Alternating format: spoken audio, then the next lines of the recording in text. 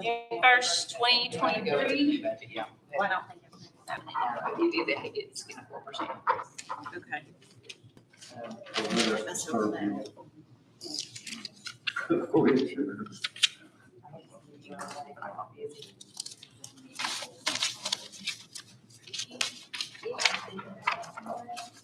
Okay, I've already called this to order. To go through. Okay. Need a motion to adopt the agenda. Make a motion. Mr. McQueen makes a motion. Second. Mr. Deal second. All in favor, aye. Aye. Any opposed? Okay, moving on. Any public comments? All right, we'll move on from that then. Okay, first up is the decision and the approval to vote on a presented department expenses. So I'm assuming we're gonna start off with the highway, right? Is that correct, Caroline? Okay.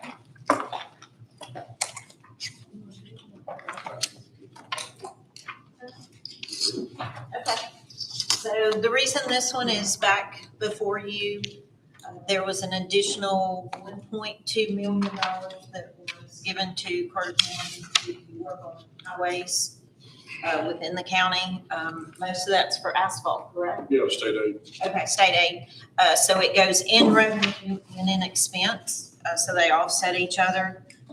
There was an additional $200 and some thousand that he had not used, that he was in excess of budget. We put that in asphalt and stone, thinking that it may be needed to help with some of those road paving projects. So it's in there just in case. It was already excess in the building. In the budget, sorry, I'm really tired now. But that's the only things that changed on this one from what we did the other night. But since it's such a material change, we wanted to get it in the budget. So the new total on versus, because if you change that date, total it's that date.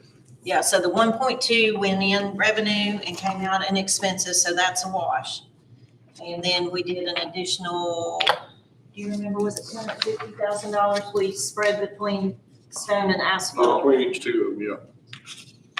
Just in case it was needed, but that was already excess in his budget. So it was no really a change. No additional monies were needed. He just was showing the excess already. Okay, just one thing is, the bottom number was all put in to the budget. It's $9 million. I think you gotta have a magical type, what is it? Is that Is it it? the 9 Yes, million? yeah, it's the 9 million. Okay. So it'll be $9,267,699.13, correct? Sorry. Okay. So that is going to be their proposed budget. We already approved this once, but we are gonna have to go back and backtrack a little bit, so. Any motions? I'll make a motion. Mr. McQueen makes a motion.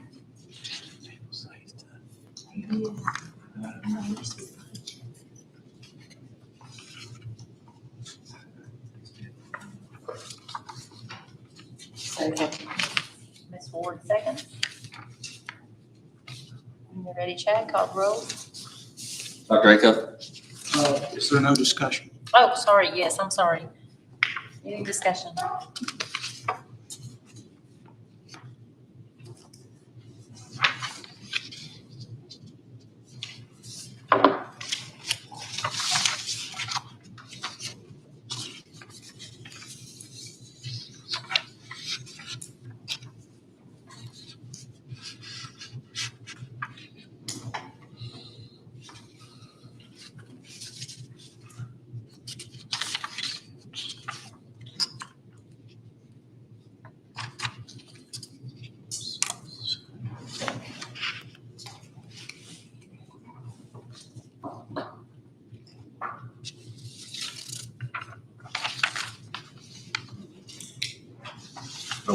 an extra on the Blevins Hall Bridge? Was there an extra on the Blevins Hall Bridge, something we had to do in the past 60 days, wasn't it? But then in addition to that, It was a water line. well, I know we had it out of ARP for just the water line itself on the bridge. I thought that was one in addition. What's that? That all we confronted Tennessee Development District at Financial Management was the unauthorized change order. No, that was, Peterson. That was the, meters on Tri Hollow.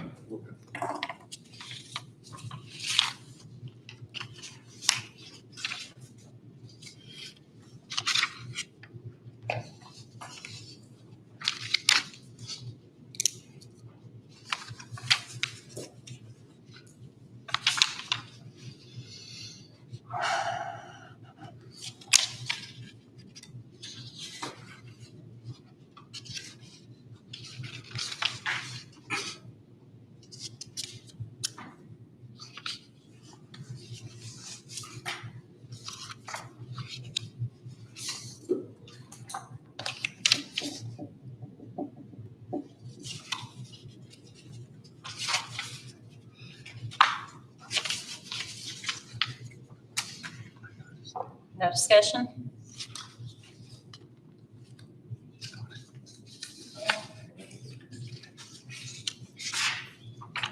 All right. Chair, go ahead and call the roll.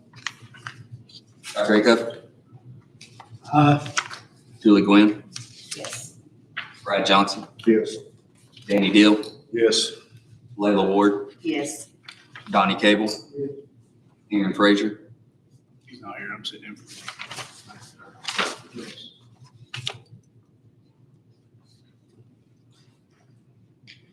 McIntyre? Yes. Cody McQueen?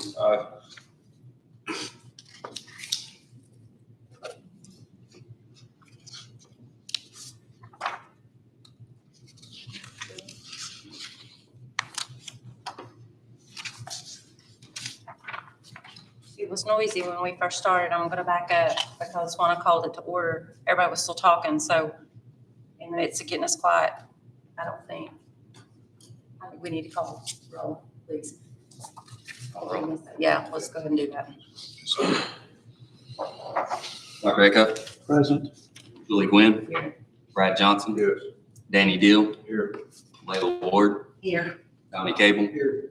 Aaron Frazier? Commissioner McIntyre? Cody McQueen? Here.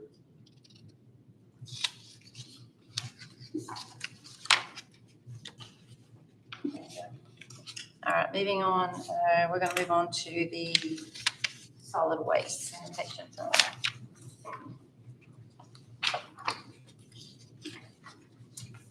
This does include the employee raises. This includes the insurance adjustments. And they did not do the initial 4%. However, that may be something we want to reconsider, even though I don't really think there's a whole lot that can be cut out of here. Because with those changes, they are now at a negative, which means the county will need to fund them. So right now, they're sitting in a negative $97,000. They were at a negative $34,000 until I made those other adjustments. So, and I did make the chairman aware of that today, that it would need to be discussed at their meeting next week. In the negative 90,000, roughly, while you were going through the numbers, is there anything that stood out that we're concerned about? Well, I mean, when I put the raises in, it always depends on where the employees sit. There's a lot of employees that are in the option one. So when you do the option one, the decrease, but then you add the HRA on top of it, if there's a significant amount in that bucket, then it does eat away at it. So this one was pretty significant.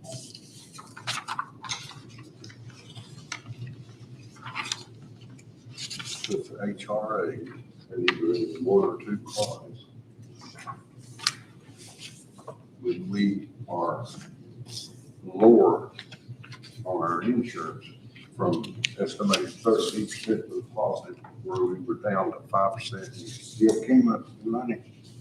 Yeah. Yeah, I went back and looked at it because I thought I had made a mistake on it.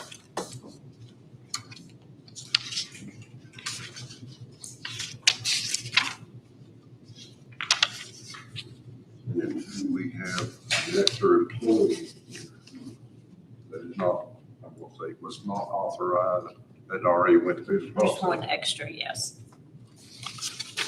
In essence, 40-some thousand. With benefits, Yeah, pretty benefits. close. Just something to consider.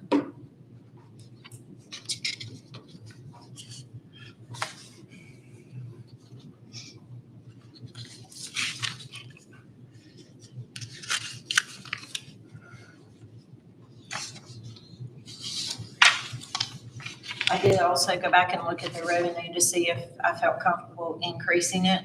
And based on where they are as of April, I do not. If anything, it may be a little overstated based on the April results, which is unfortunate.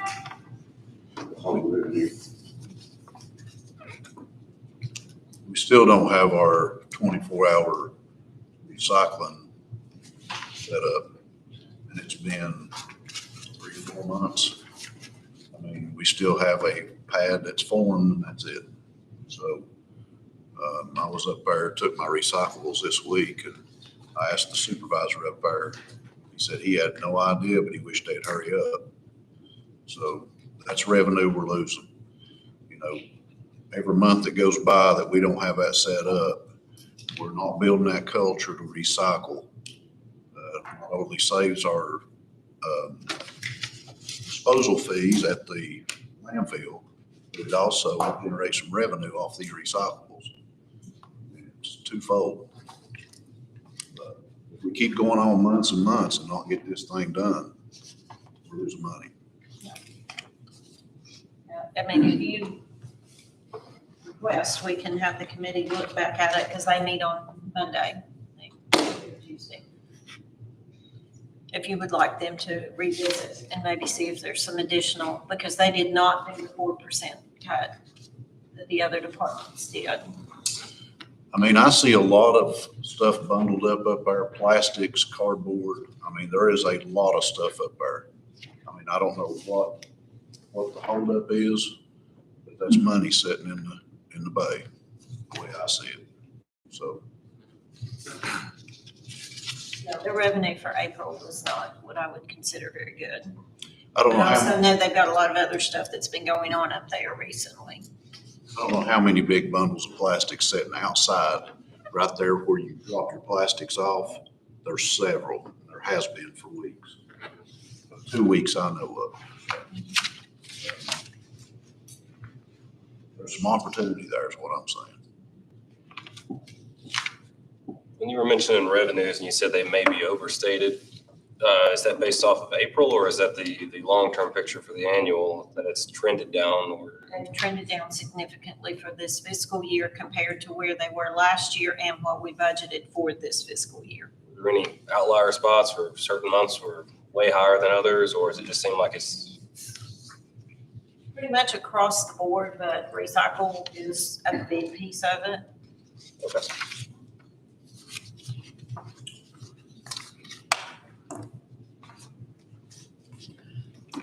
Does it appear that we'll have a budget committee next week? I know that's something we'll have to decide on. And if so, I'd rather get a report back from solid waste from the committee. I can approve this. Well, like I said, and, you know, I keep looking at it, hoping that I've made them, you know, we won't hear that very often, but I keep looking at it, hoping I've made a mistake somewhere on something. But I do think it would be a good idea to have them maybe go back and look at it again and see if there's anything they can do. But again, I'm not comfortable raising their revenue based on where they're at right now. You know, is there more potential there? Absolutely. Based on what they've done historically. But I have to base this budget revenue on where they are right now. So that's why I'm not comfortable pushing that piece of it any further. So the only other option is to maybe look to see if there are any additional expenses that may be able to be adjusted. It's not 97,000, but there's about $27,000 in maintenance and repair services. Machinery parts that I think they've had increases and they have unencumbered balances they could cut those. Yeah, I think there's about half of it that could be done. That's.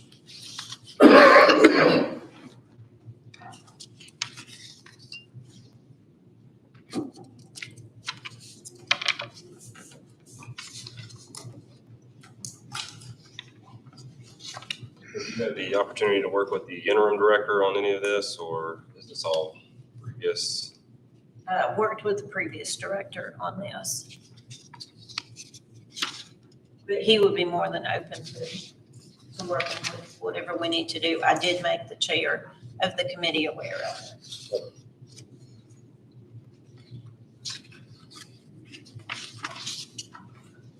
If we schedule our meeting, we discuss it, down here we won't discuss it, but if we can get one in for next Thursday. Will they have time to go back over? They can work on it at their next meeting. I will not be at that meeting because I will be at a class with the school board in Murfreesboro, but I told them, they can call me or I can do what I can from distance.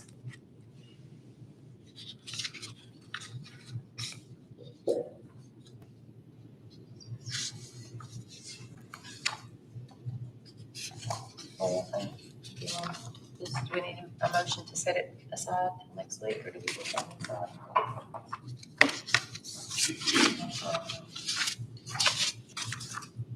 To defer this budget till next. The big concern is if you put it aside, who's going to take action? I'll request that they take another look. Okay, you look at your timeframe, even if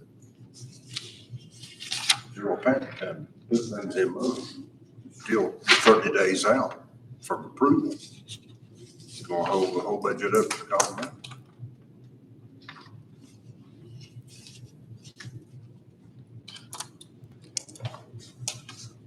There's one in the category of, I have some questions too. 55, so it'd be 35, 359-913. But for if you had a disposal fee, 21, 22, 16,000. For 22, 23, 0. And now for this year proposal, said it's went to 45,000.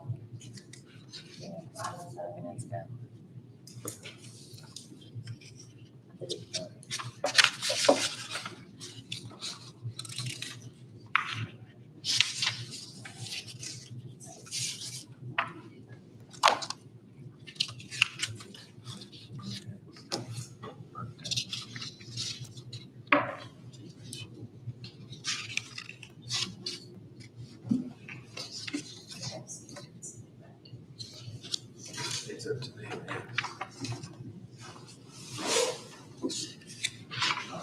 Kind of confirming, so we can send it, you can send it back to the committee and ask them to make adjustments. What day do they meet? It's either Monday or Tuesday. Monday night. Is it Monday? Monday.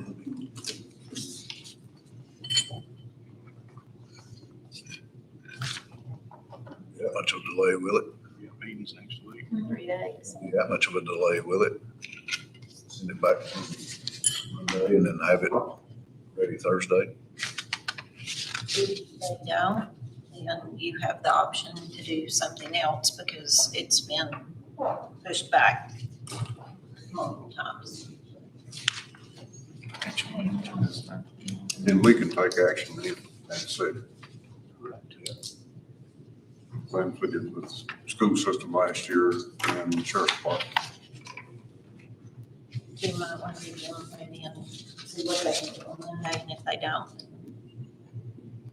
act accordingly after that.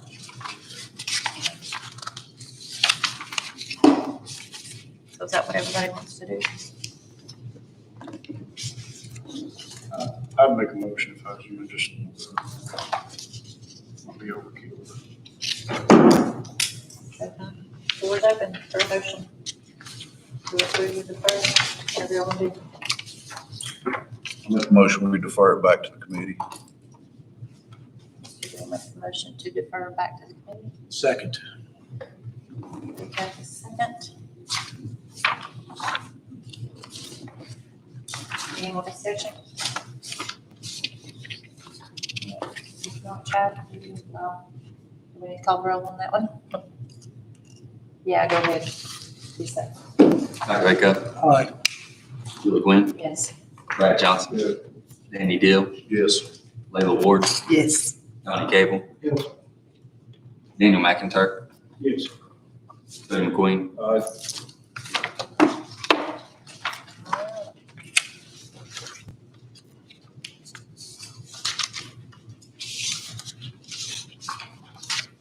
I'm asking, you're asking all of those to cut 7,000 from their budget, is that what it's, when you send it back There's Monday? some questionable numbers in there that we don't quite understand, and they want to take another look at it to make sure there's no mistakes in it. So, Which ones are the question, because Carol's not gonna do everything. yeah, Chad's gonna come and I'm sitting here figuring up about what we need to look at. So, I'm just. Finance, we can discuss those questions. One thing on there on your line item, 359, 913. 3 pages.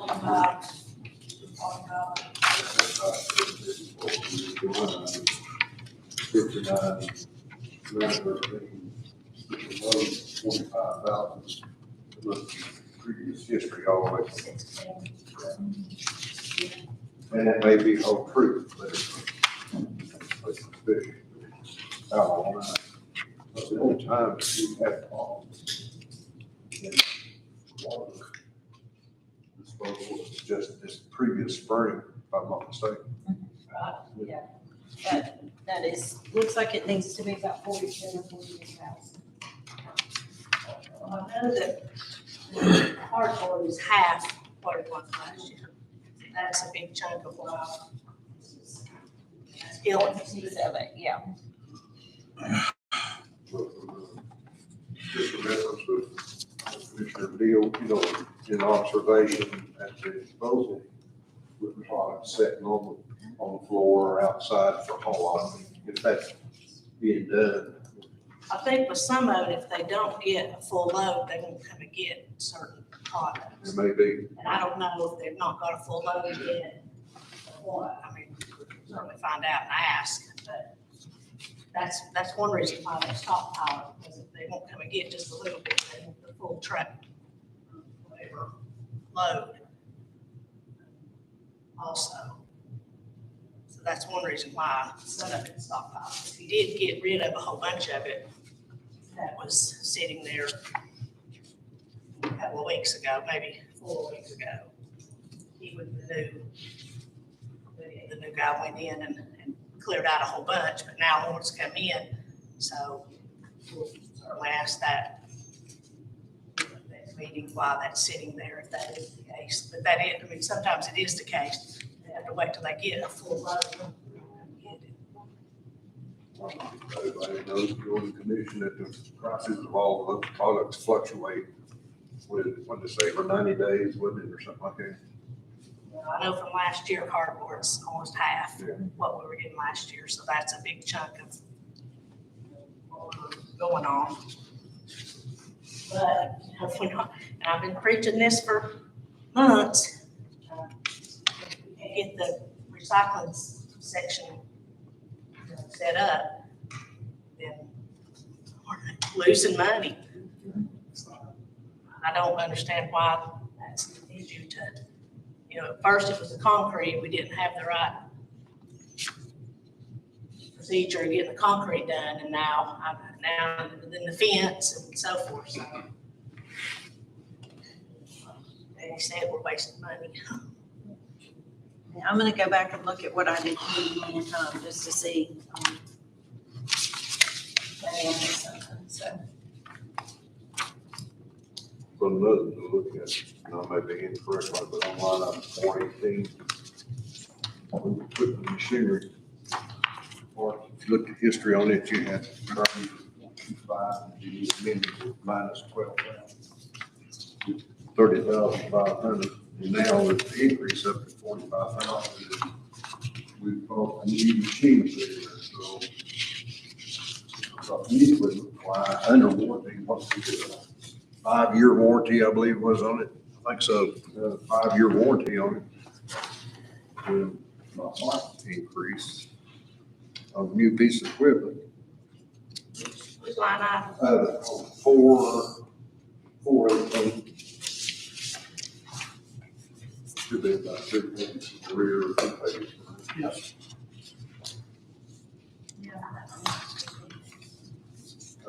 $15,000's a lot.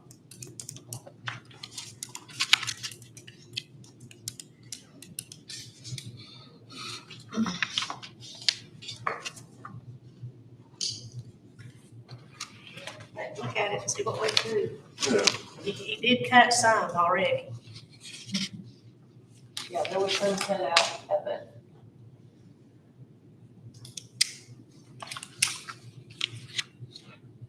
They give you everything you need to know. I just want to make sure. Sometimes I can't hear you all. I just know that way, so it's. Sometimes we can hear as well. Well, I think sometimes we can hear as well. Okay, we'll put on this set aside, as y'all know. The next one up is the public health and welfare.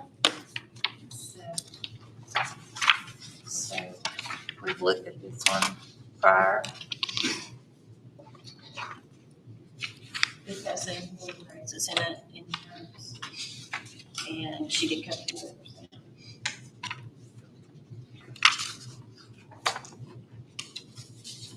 And that service.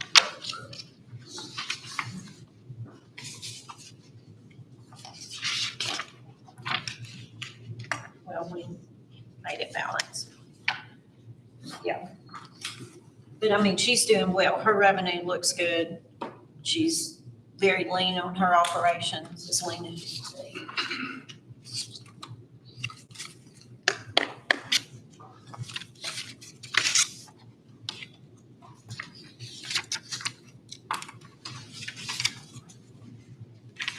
All right, I'll entertain any motions on this one. Move to approve. Dr. Lakehead, a motion? Second. Mr. Deal seconds. Any discussion?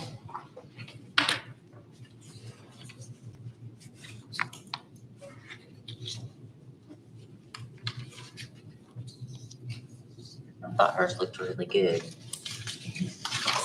Yeah. Yes. Vote on it. Absolutely. All right, no discussion? Gotcha. Dr. Acuff, Aye. Julie Gwynn, Yes. Brad Johnson, Yes. Danny Deal, Yes. Yes. Layla Ward, Donnie Cable, Yes. Daniel McIntyre, Yes. Craig McQueen. All right, all in favor? Okay. Let's see here. Next up is, well, this is the tobacco grant. Yeah, there's no change on this one, but it was not technically approved. It was just reviewed, so we just need to approve. All right. Entertain any motion? Move to approve. Dr. Okay, this motion.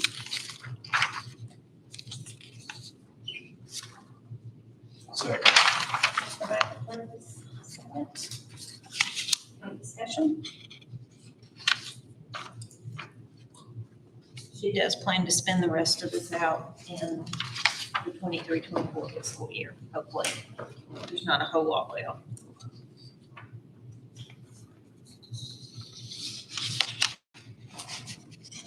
There's no discussion? This is federal or state? State. Have to think about it a minute.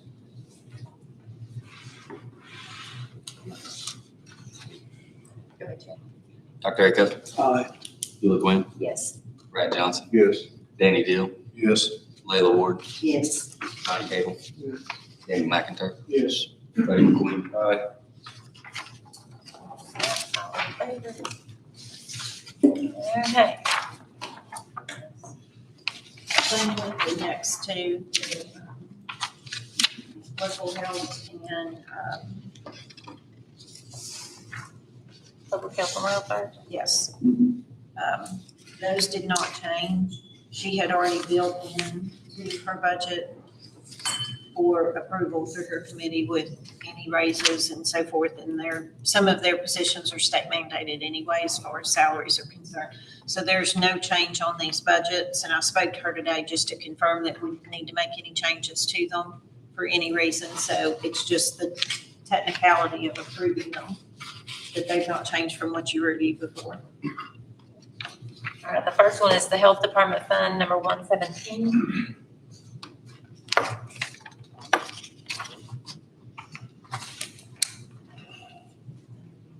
We'll entertain motions. Motion to approve. Motion? I'll second. McQueen, second. Any discussion? Carolyn, I know we've seen this one before. Carolyn was here. I don't think any of us questioned it. Has natural gas increased that amount, 233%? Natural gas has gone up and some of her, like her cleaning contract, all went up significantly, but hers had not changed for quite some time. But yeah, I'm not really sure why, but it has gone up significantly.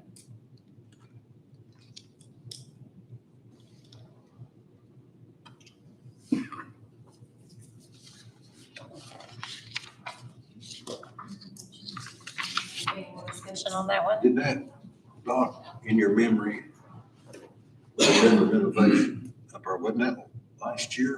Where they opened, they went back in the back of that conference or auditorium area? Didn't they go back there and modify all of that into a different kind of space? Yes, it did. Oh, well, I don't know if that changed the equipment out at all. Could have changed it, but that's a significant It increase. is. That's probably what it is. I don't think propane has increased that much. At least it hadn't at my house, and I know I'm not an industrial user like some of our entities are that have a relationship with the county or the county buildings. But they just struck me as quite a significant increase. So if y'all have, he has run that through our committee and they all agree on that figure, I'll refer to them.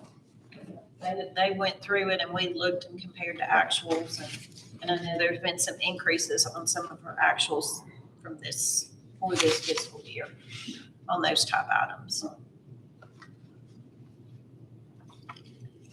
And then the award through the state and everything, none of that is reflected in your doc, right? Yeah, that was separate.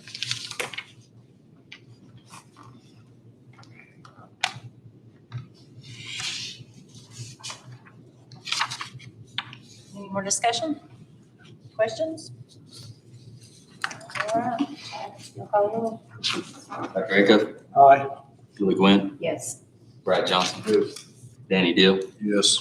Layla Ward, Yes. Donnie Cagle. Yes. Danny McIntyre, Yes. Buddy McQueen. Favor. Okay, next up is the Public Health and Welfare, 101.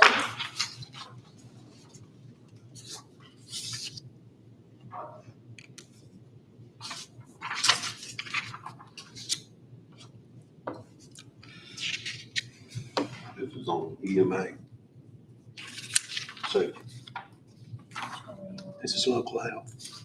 No, this is the other half to the health department. Local health. one on the back. Local health, yeah. it was- EMA's coming up. Yeah, that's too far.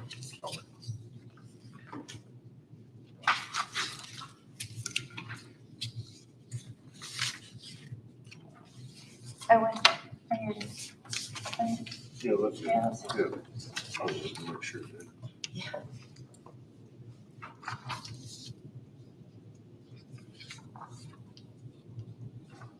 Now, while they're looking through these various departments that's being presented now, in the red, the color red, not in the operation red, the unencumbered balance of June the 30th. That's 22, last year's. That's what, 22 and 23, is it really? Gee, help me. We're still working on this year. Is it pretty well staying true with this year? I- That you've not.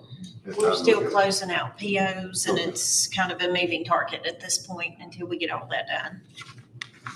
We've changed the process, probably too much information, but we've changed the process on that. We're looking at that a little more strongly as we get ready to roll over POs into next year and creating an accrued liability schedule, which is not common for county government, but I need to be able to see it, what it is. So I know that it's accurate. So in that process, we're really kind of vetting things a lot more strenuously than they have in the past.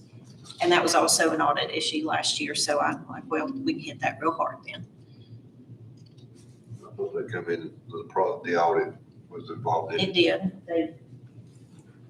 I didn't like the way it was done, so we're doing it very differently this year. So we're gonna do it the way I want to do it this year.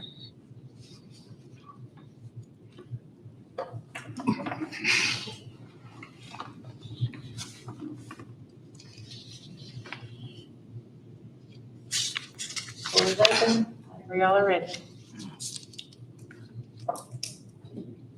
So moved. Second.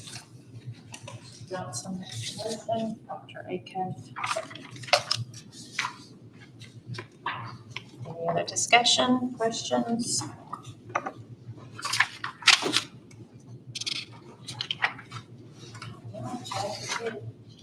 Dr. Acuff, Aye. Julie Gwynn, Yes. Brad Johnson, Yes. Danny Deal, Yes. Layla Ward, Yes. Donnie Cable, Yes. Daniel McIntyre, Yes. Cody McQueen, Aye.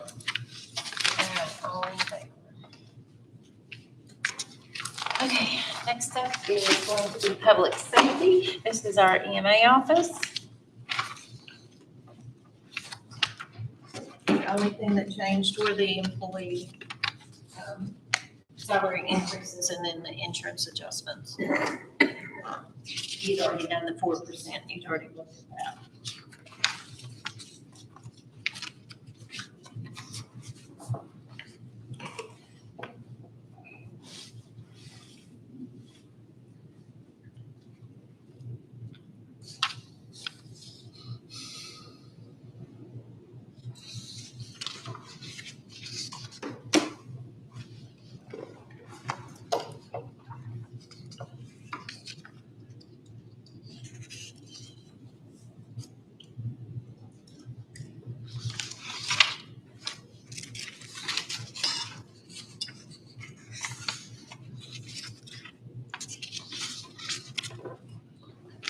Vehicle. That's what I was wondering. Get her to ask that. Vehicle. She had the vehicle. 175 on the vehicle. It's still in there, it wasn't. It's supposed to be it has removed. Take it out, so it's still there. It was supposed to be removed. It was sitting right here when I said, yeah. I didn't have that noted in my notes. Actually, no, I thought we kept that one in there. Yeah, he still haven't said he needed the vehicle. I asked you about the phone system, and after I asked you about the phone system, I asked Billy, I said, Billy, I said, one more. I said, Billy, what about that vehicle? He said, well, if it's for, know what y'all are trying to do, he said, if that's what you're trying to do, I'll take it out of there. That's his words, so. I was thinking we kept it for the simple fact that that was actually a really good deal on what he was getting. Yeah, I was thinking we left it. I mean, I didn't have it in my notes to take out, but I think that was the. I mean, I do, the phone system, we did take it out. What, did it left it? That it might should have come out. Some employees to get raises, wasn't it? My recollection. What does that leave? Where's Little Willie?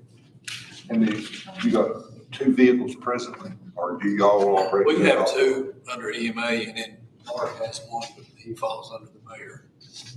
Even though Mark says EMA Communications, but we have a black Tahoe and a white Tahoe. Yeah, the black one that Billy's driving's it's in pretty bad shape. That's why when they travel down like to Nashville and stuff, they don't. He was wanting something they could have to go in, all three of them. To the right-hand side, explain that current vehicle moved to communication department. Wait, make money for new vehicle. So one of the vehicles that they have now, they have two. One of those will go to Mark because his stays in the shop, I think, more than it stays on the road We or spent have quite a bit been. of money on that vehicle. And so the new one would go to, I guess, Billy, and the one he's driving would go to Mark.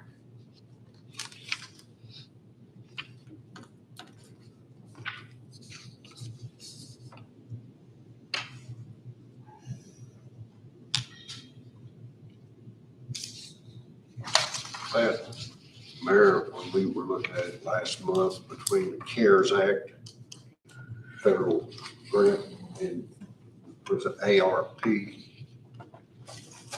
My question is, would it not be, because of the size of that grant, would it not be some way to qualify for that equipment since, for our communications? Because we did not go on to a full contract. Yeah. We more or less, what we say, self-contracted out. I don't know, I mean, You're talking about out of the ARP funds? I mean, the vehicle could come But out of there. it was, a portion came out of the remaining of the CARES Act. how much was left on ARP? It was 4 point, the total was 4.3. Yeah. 168, but then we took something else out of it. I'm trying to think of what that was. Something little, I think it was. It was the Dry something- Hollow, it was for the Dry Hollow project to finish that up in financial management. It was an extra, 20,000. I was thinking 20, but I wasn't sure. But under So one there's of still the, 140 left one in of there. two of the grants, either the CARES Act or the ARP. The CARES Act is all that money's going. You can take it out of the ARP because there's no restrictions on that. The reason why I asked is we've got so much in federal grants that they have overlooked that we have not pursued a percentage that can be used for administrative purposes, because you come into a county like this and saturate it with $80 million worth of projects. Now, who do they, not the big, there has to be something. That's why I was saying, for communication, since we are more or less self-contracting out rather than a full contract, we had a portion, or there should be some that we would be able to use. Since we are the government, the government itself is contracting out, not bidding out. That vehicle can come from the ARP. You think it can? Yeah, I think it can too, because there's no restrictions on it. You pull it from there. If they're not left in there, you do that. Yeah, 140,000. It's about, yeah. After we Somewhere took around in there. 130, maybe 130-ish. 137, last I looked. They I are- thought it was 137 the last. After the Dry Hollow. Yeah, see, there was two items that were left. One was the, Because that was about 20 something. And then we took the AEDs out of it. That was- AED was 9,000 and some, wasn't it? It was under 10. I think it was 10, 7-ish. 7, somewhere there, and then you had that all. Exceed like 6250. Around 20, yeah. So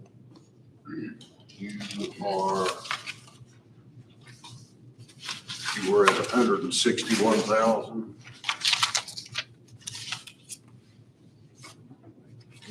I know It's around 100, like I said, it's about like the last one of it, yeah, we had 168, 623. And Dry Holler came in at 60,000, and that was on 5-4. And then you had the 7,000 plus for the AED. So in essence, you're right at 100,000 mark. Oh, so withdrawal it was 60,000? I don't have it in front of me. I didn't think it was. Yeah, that that's much. right, it was 60,000, it was quite a bit. Yeah, Yeah, so we still have 100,000. so. And some of the other items are still estimates as well, so they could be a little lower. We put them in at what we thought the top dollar amount would be.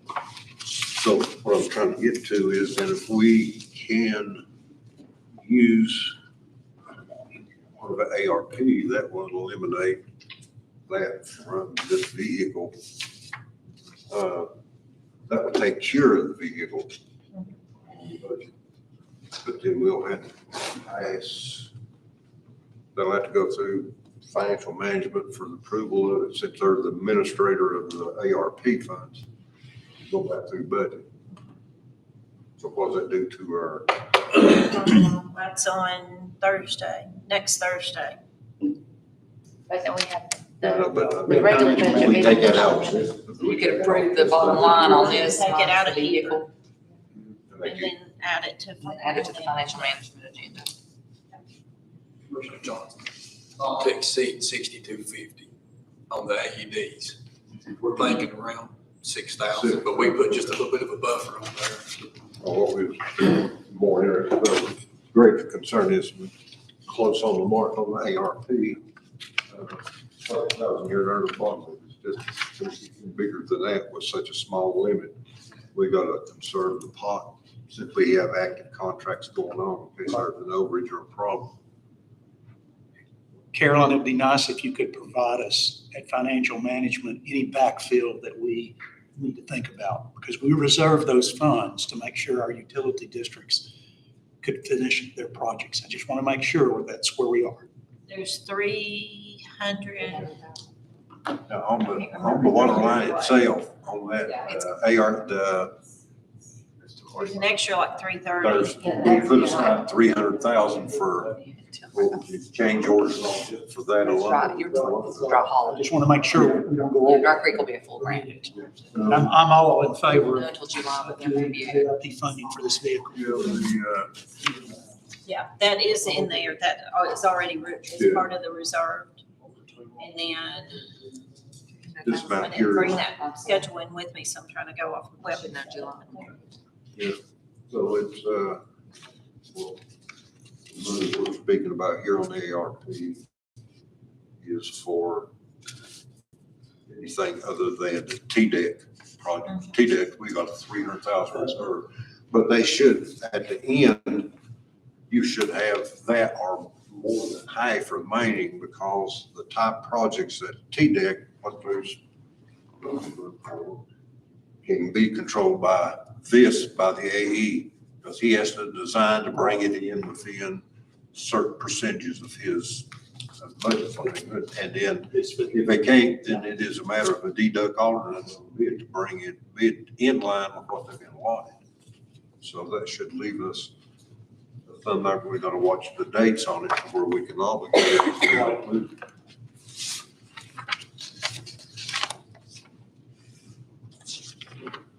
So the action on that is we will take that through financial management. About what they get in the budget.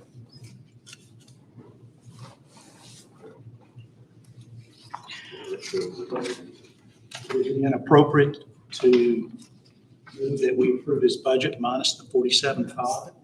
Yeah, we could do that. So I'll make that motion. Second. Dr. Justin, motion. Do a second. Any other discussion? 232, 375, 22 minus 45, correct? 47.5. 47.5.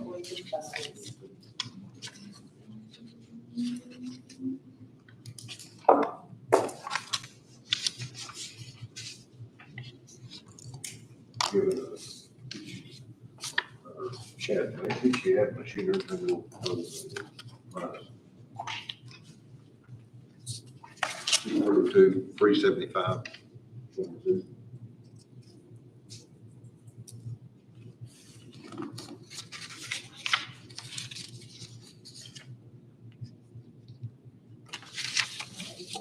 875. $875. That for your motion. Doc, you okay with that? Yeah, I'm fine with that. Okay. All right. Both motions are okay. At the 184, 875 and 22 cents.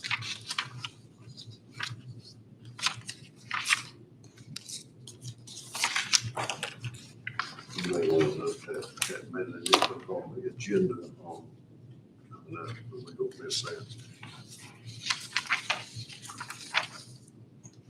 Anybody else before we move on? Okay, Chad, if you want to call the roll? Rebecca, Aye. Sheila Quinn, Yes. Brad Johnson, Yes.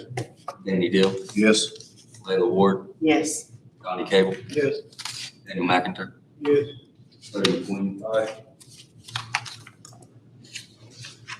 All in favor?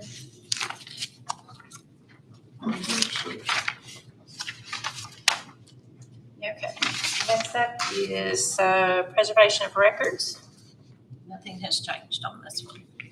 So we could put the final sheet of that here, Which one? so the final sheet behind the EMA. Oh, inspection. Sorry, I was ready to. Yep. Okay, let's back up to the EMA department. I missed this last page.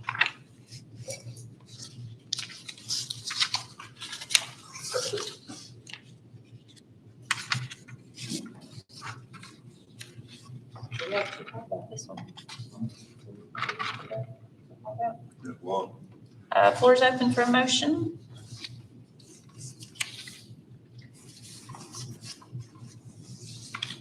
Make a motion. Mr. McQueen makes a motion.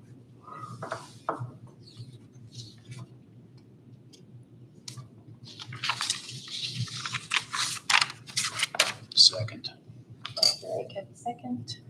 Any discussion, questions, comments? Yeah, I'd like to know what it is.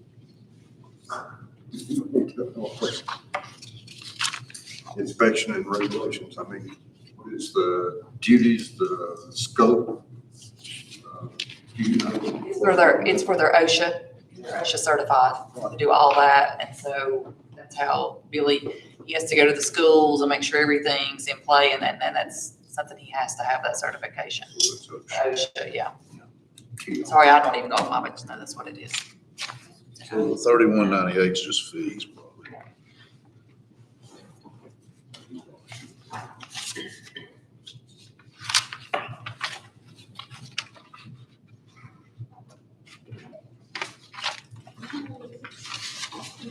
All right, any other discussion on this?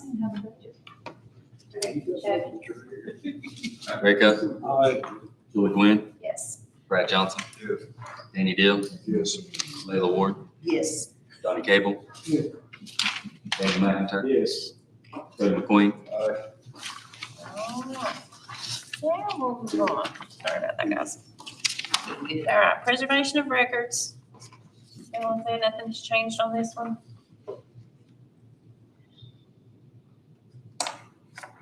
Make a motion, we approve. Mr. McIntyre has made a motion.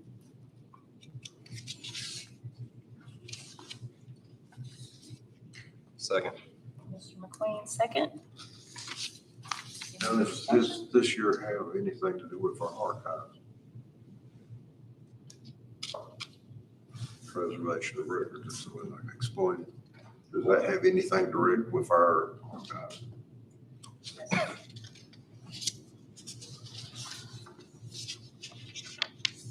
Which is gonna have to be addressed, but that's. Yeah. Yep, that in the, I believe, the three majors for the year. One is the archives, one is facilities for our maintenance, and third would be landfills, probably the top three runners for the county. But the balance, there's nothing on here shows the balance for the archives. No, that's in a reserve account. It should be an account that's called it's named Archives, I think it's in all. $750,000, I think. 800,000. 800, somewhere around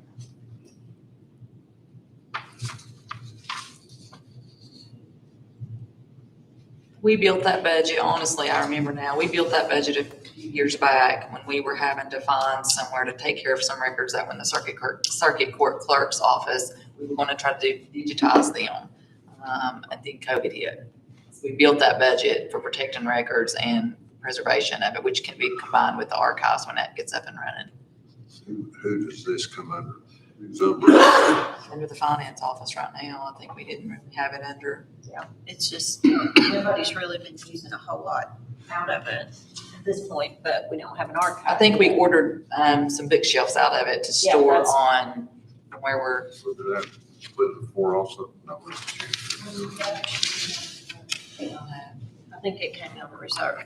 We set it up trying to, because we had records in an old basement and we needed to try to save them and we were gonna look at all that. We set the budget up and then COVID hit. It's just been kind of hanging out there. It kind of sits there. There's no explanation here in terms of maintenance agreements. What are we paying maintenance on? Well, they haven't been using it, so I think it was set up, like you said, several years ago, because I went back and looked, and it looks like it's been the same for. Yeah, we were looking at entering into a contract with the BIS at the time because they were gonna help digitize the records and that was the kind of the ballpark figure that we had come back on. We built the budget based on that and we never used it basically. COVID hit and then I remember getting with BIS and it was an astronomical amount of money to do this, to scan all the records in, to digitize them. So we kind of stopped. Well, in that same sheet there in the middle on the encumbrance from the end of last fiscal year,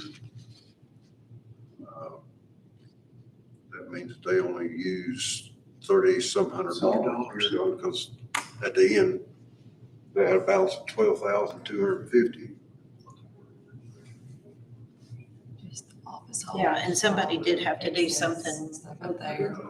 for maintenance, and I can't remember which year's office or which office it was that had to do it. Archives and using From last year. just. So essentially, we're just rolling this forward. But more of this may be used this year, because when workforce starts, when that project starts, there's documents got to be moved out of there. It'd be shelves or something.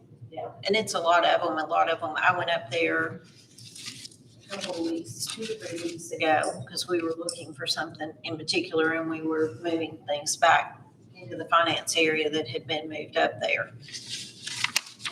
There will be shelves and that will be needed. Whenever it has a permanent house, there will be some things that need to be addressed. It'll be under your chairmanship on building and grounds with the archives. That should become a part of it, shouldn't it? That's why we've been working. We try to find property, but I mean, you was part of that too for a long time. It's not an easy process because of the requirements that the building has to have. So we'll work on that through my committee. So, I believe it's more massive than what our commission understands, I believe. Something that's got to be addressed. At all our departments. The largest is the circuit court clerk and the sheriff's department, all of the evidence and documents and things like that. So if you take the accumulation of our departments of what they got stored at the walls and in closets in their overhead. And another thing that's got to be is the documents are continuing to add up. There aren't, some of that stuff's not going to It's adding up. So But the two biggest studies is the circuit court clerk in the justice system because that's still, what I'm looking at is volume for your committees, you all, whoever sits in there, or the archives, that's a part of it. Good side bill deal. Yeah, that whole building in there is full, and I know that, because Mary and I were actually talking about it this past week. Like when we have to switch things out for the end of the fiscal year, like what we do. So it's literally stacked up everywhere, because we're not gonna take it up there, it's gotta come out of there. There's no need to take it up there, we're gonna have to move it out in a few months. So we're just gonna have it stacked up everywhere, her vault's completely full. So it's in his budget, so that's.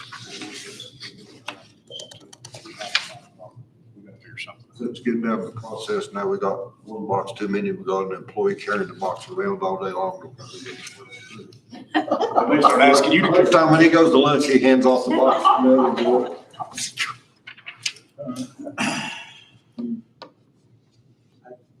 Commissioner Johnson can comment on this. I was told earlier this week that there's a property across from Watauga City Hall that might be available to the church. It's 9,000 square feet. I don't know if that's something you all want to look at or not. I think we could possibly get it donated to the county. I know we had all envisioned that the archives would be somewhere central around the courthouse. It doesn't seem to be happening, but you might want to consider that. We could set it up to go look. Send me an email. I'm sure the mayor of Watauga would be happy to walk across the street. There's also been another location, just oddly enough, I spoke to the one today that's come about. It's the Masonic Lodge. You know what the square. They want to keep it, they're the best at keeping secrets. So I said, when you call me, you're going to have to let the secret out. Sorry. But their membership has dropped tremendously and they don't need that large space. And it's located right near elections, the health department. And it's 10,000 square feet. That's just the top of it. And then and it has a lower level that would be very fitting for the maintenance department. But it's very early stages and we're currently going to set up a little bit of a tour for people to look at in the next couple of weeks.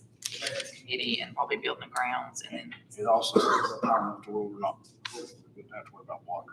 Yeah. Which has been part of the struggle. But they did, the records committee and the historian and the genealogist went and looked at it, and from their description, and they're the ones that know, it's perfect for what we need. There would not hardly have to be any renovations done.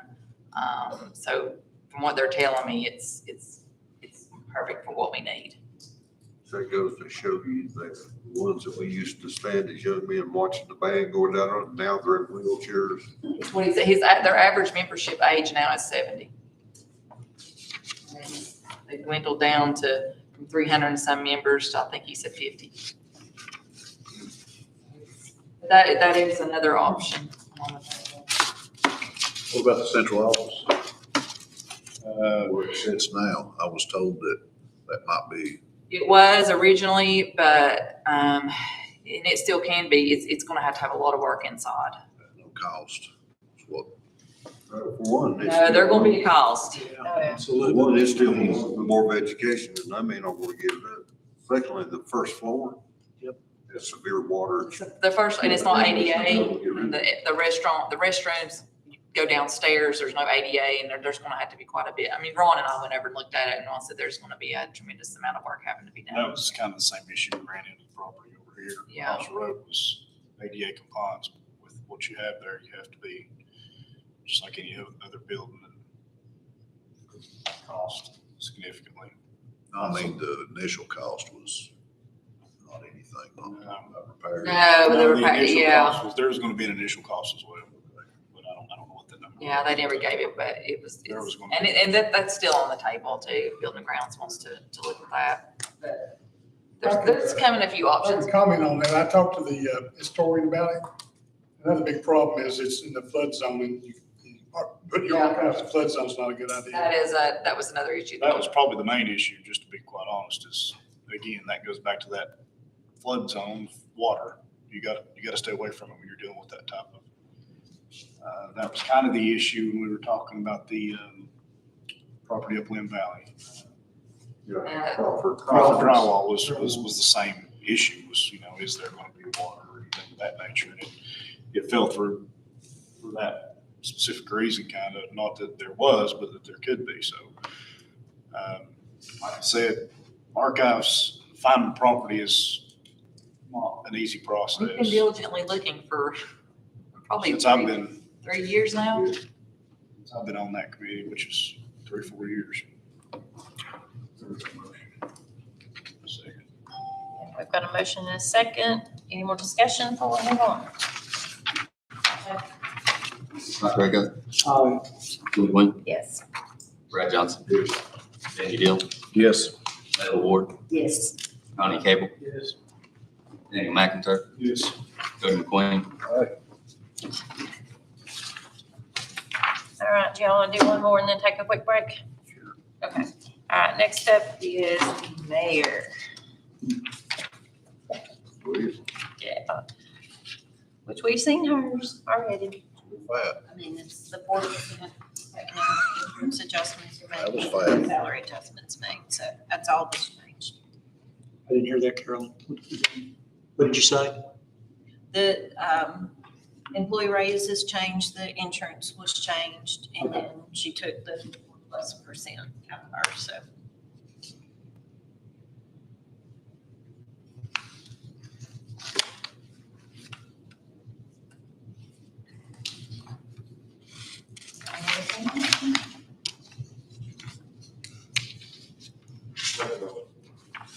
Any next motion?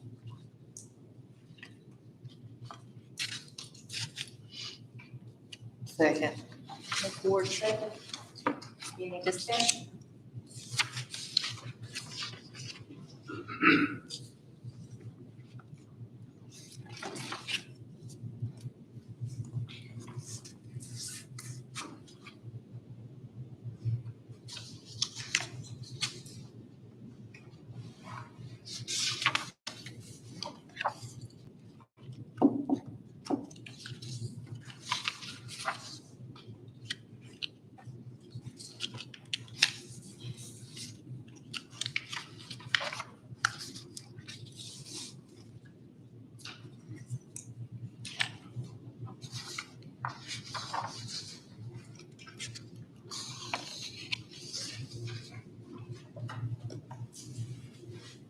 Okay, no discussion? Go for Mike Ringo, Aye. Julie Gwynn, yes. Brad Johnson, Yes. Danny Deal, Yes. Layla Ward, Yes. Donnie Cagle, Shane McIntyre. Yes. Cody McQueen. Okay, we will take a quick recess for what, 10 minutes? That'd be the best one out of this whole process, is getting all that grass seed.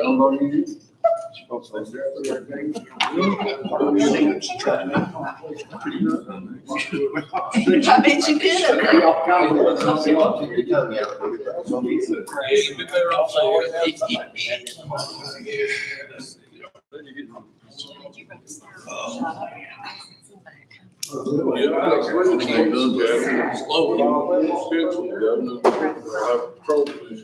Mr. Johnson. What'd you get into? I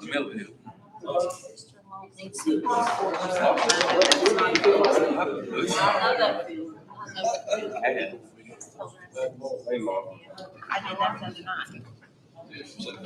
So is it, no problem, okay? I know, I know. I understand that.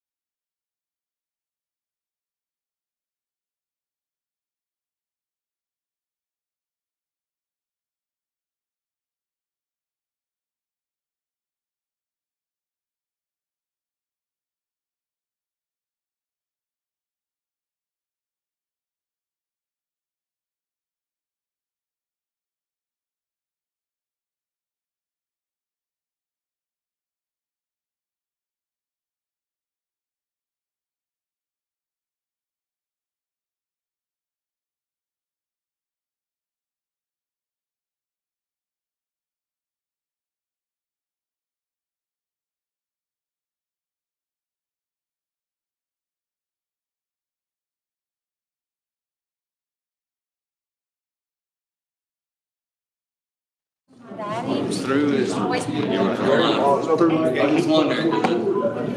was it? Good clue, though. It's a stick. Lip reading. Go ahead. Yeah, I was yelling at the clip, quit bouncing off the walls and go to bed after I was through. And I'm like, really? Turn that lip down there? Yes, that is.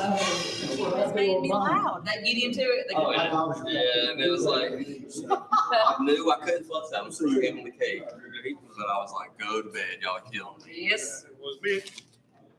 I got you. All right, let's go ahead and get this thing going.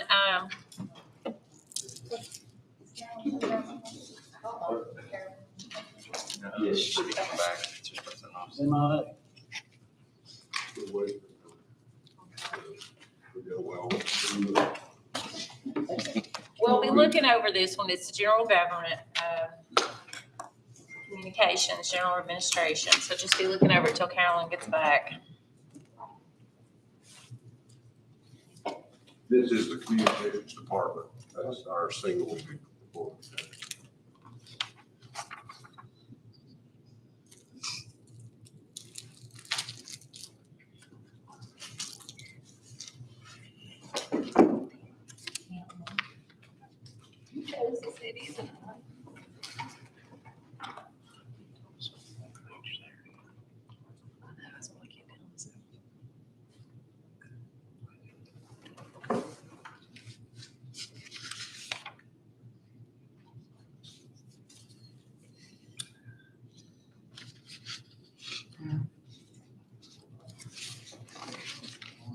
So I'm assuming, Chad, that this is raises, insurance, everything's updated as it should be. Yes.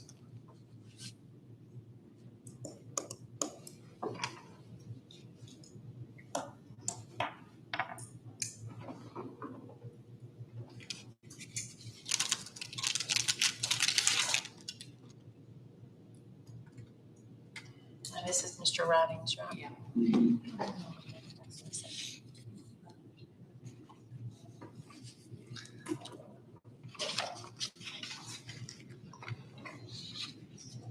Floor's open for a motion.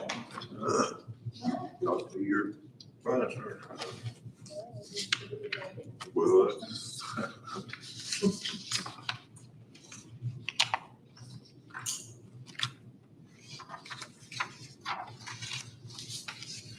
agreeing, Daniel, that is.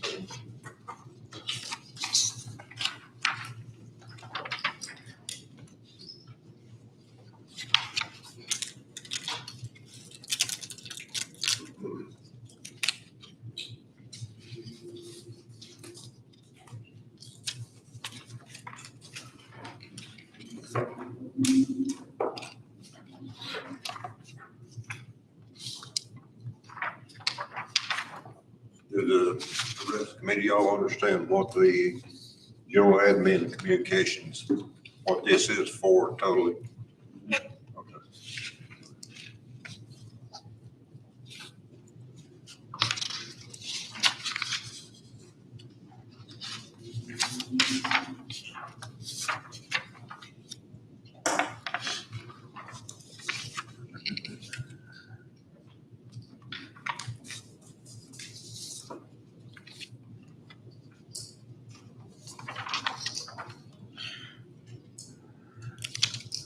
When the communications officer, when they were doing their tabulation estimates and everything, when we were putting together the CARES Act and ARP and the numbers system for it, was there anything there?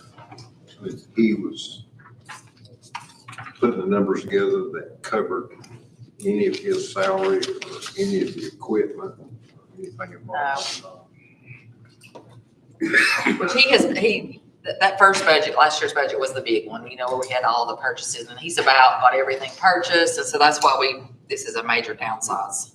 Well, I mean, it came to, what was it, 4.3, Yeah, it was, 4.7 million. I was wondering if there's anything in that 4 point that, just like all the electronics, if that was in his original estimate. I don't know.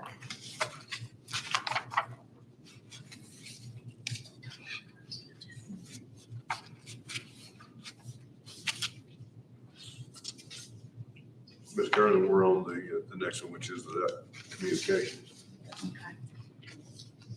Yeah, I did ask him if there was anything he could cut out of it the other day when he stopped by for something else. He said no. And I mean, it was bare bones. I think it's bare bones.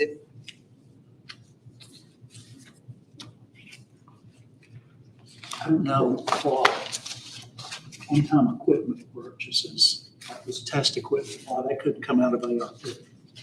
Because those are one-time purchases. I'm just asking that as a, Well, that's what, on some of the strand of my statement is that when they were accumulating, if you remember, when they took the ARP and he came up with the estimate, if we'd done it in-house, of which he was hired to oversee and to coordinate and all that. He and his rough figures of the 4.3 was any of these items I agree. in it. Remember. Yeah, Dr. Aker's right, though, that can come out of ARP one time. I know it come out of that, but if it is included in his estimate, he put together for your office or whoever oversees. In the first budget, in that first initial budget you're talking about? Yes. If any of this in there, then that means that fund, that can subtract from the biggest part of this. We get a copy of it? I don't need, Can we get a copy of it? I don't think he, copy of what? His estimate. Yeah, for the ARP, ARP money. his ARP spend. Get a copy of it, and then we'll. I don't know how much, I don't remember. Use anything out of ARP. I didn't think he did. We built this budget completely from general fund. Either his first budget. I understand his first budget deals with that, but is there stuff in this general budget that So was? you're saying that was either stuff in this current budget that we can spend out of the ARP? Oh, I'm sure, yeah. The Sure. equipment, the one-time purchase. The one-time purchase on the equipment, yeah. Well, I think it would be instructive for all of us to look at the ARP ask that he put together because of the fact that there, as Mr. Johnson's already said, if there's duplicate equipment here, we don't need to pay for it twice. And I'm not saying there is, we just need to be assured of that. Because we're looking for every penny, every dollar that we can come up with. So you said there's 130 left in ARP, is that right? Well, our present balance, we're less than 100,000 now. We're less than 100,000 right now? Yeah.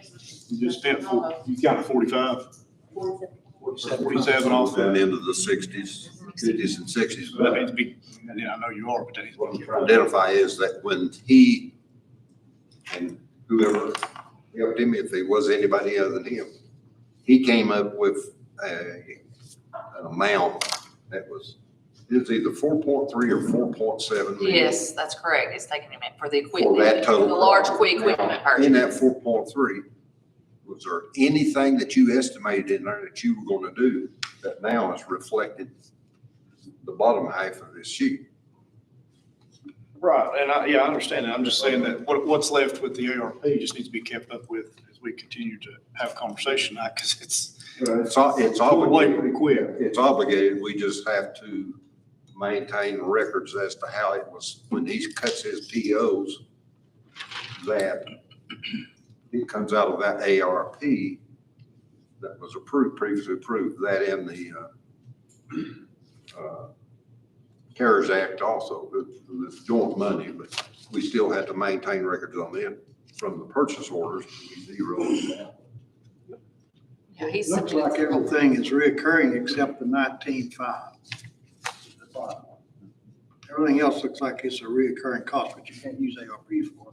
But the 19.5, you're right, Brad, there may be something in there that he is already has, then he bought it with ARP money. Well, the 1,600 above it too, the, the workbench and tool storage, that's. Yeah, if that went in, yeah. And then the printer scanner, so Yeah, there's just a few items there that might, $22,000. yeah. He wouldn't have purchased a printer scanner out of ARP. That's something he does need. No, you couldn't buy that out of it. Some things you can't. It's gotta be, I mean, I understand we're looking for pennies, but you've gotta be really careful with these budgets, because you're gonna have an influx of office holders come back mid-year asking for this money back, and you're defeating the purpose. I mean, I know we're looking for pennies, you just gotta be really careful, because these office holders do have needs, and they're cutting, but I can tell you, some of them are gonna be back. You're gonna end up they're gonna be asking for it back. Yeah, but if he's duplicate, if he's done this in his ARP. Yeah, the 19,000 I can understand, but just going and trying to nickel and dime them on some of these other things is defeating the whole purpose, because they're gonna come back. I can tell you they're gonna come back. No, that's pretty common knowledge but the equipment, totally raw test equipment, all that other. He would have had to have knowledge, he would have to have it to complete his mission in putting in a communication Yeah. center. That's why I just don't want to double up. Yeah.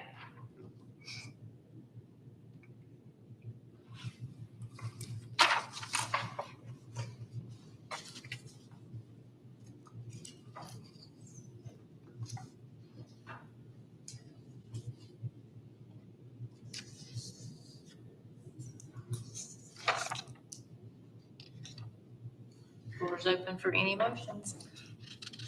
I'd make a motion that we set this aside until our next budget meeting next Thursday to get some Do you explanation. want me to have him be at the budget to bring everything in? That'd be great, Mayor. I'll do that. I'll second that. Did you go? No, you didn't give me. So that one will be. Thank you, Steve, for I just been kind of winging it. second.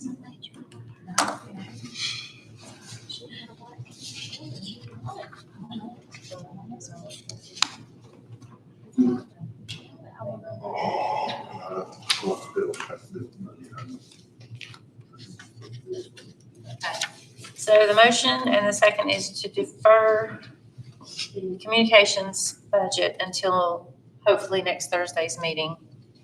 And Acuff and Deal. Go ahead and call the roll. You don't care. Dr. Acuff, Aye. Julie Gwynn, Yes. Brad Johnson, Yes. Danny Deal, Yes. Taylor Ward, Yes. Donnie Cable, Daniel McIntyre, Yes. Cody McQueen. All right, thank you, guys. Next up is general government, energy buildings.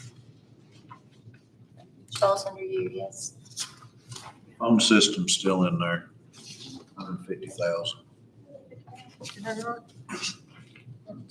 Which one? Last page, it's county buildings. Oopsies, sorry. Got some white out. For that.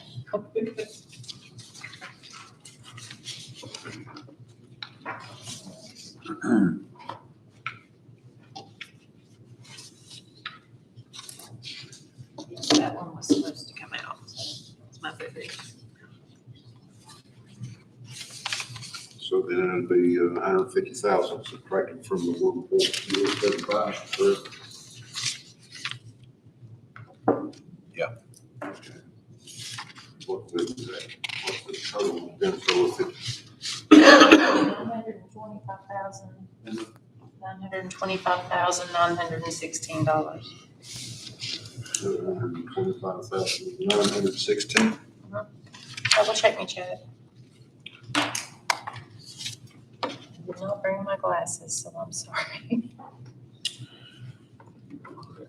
Okay. Thank you, sir.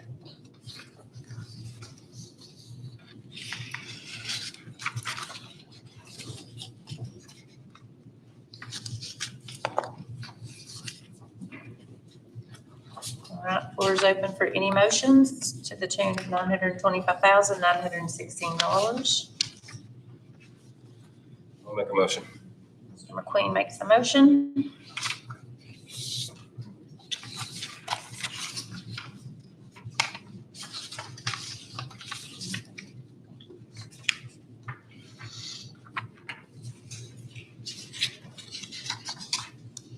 Sorry, Commissioner Gwynn, you're asking me to say numbers. No numbers. What were the numbers?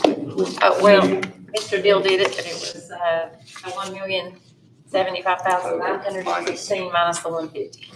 Yeah.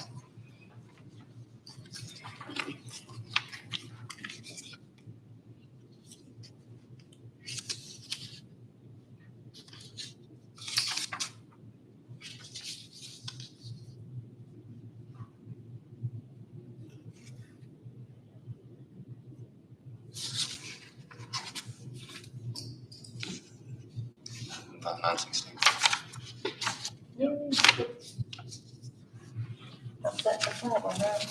That's right. Okay, so we have a motion from Mr. McQueen. Do I hear a second?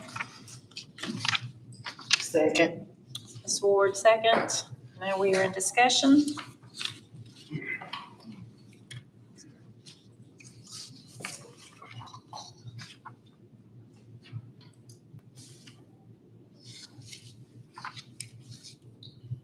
Okay.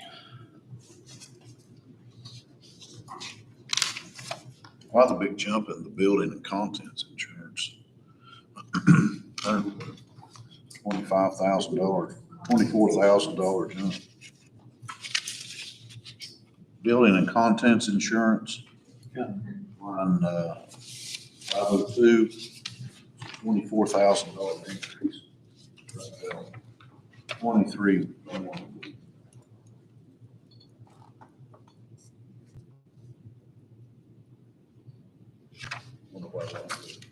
That should have been based on the bill that we got. I can go back and look at it. It's a big jump. That's 33% jump. I just wondered why. There were some things that were down when we allocated the bill that had not been allocated properly from the prior year, and we made some adjustments accordingly. I'll go back and relook at it just to be sure. Are there any new, Specific off the top of my head. are there any new major additions to the building, structural upgrades, any assets that have to be No, insured? but it could have been wrong from the prior year, so. Because we did have to reallocate some stuff. I know he came in looking. Yeah. And he might have been looking at the wrong. Yeah, they did revalue stuff, that's true, this past year. They came in and looked at all the buildings, and there were some things actually that were missing that weren't on there, I think. If I remember correctly.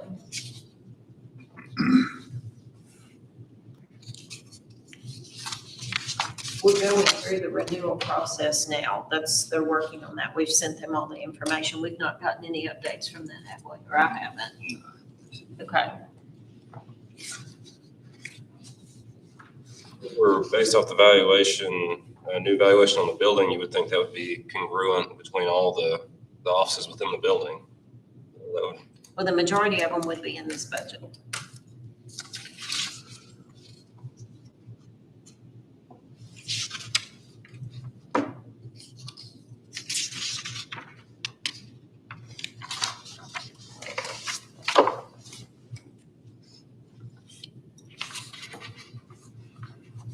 So Carolyn, do we or do we not have a declaration from whoever our insurance folks are that we buy liability from? Do we have a declaration that outlines this particular line item and why there is an increase? I don't think it's that specific, but I can see what I can get from them. So I agree. That's a significant increase. Yeah, that's a big.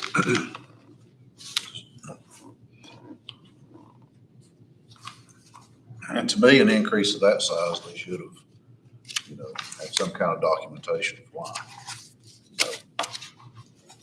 I would expect it if I bought insurance.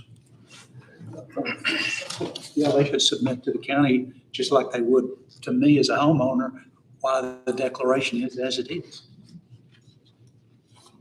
it was based off something future, like renovations on the roof and windows. The only thing I could think of that would find anything close to that.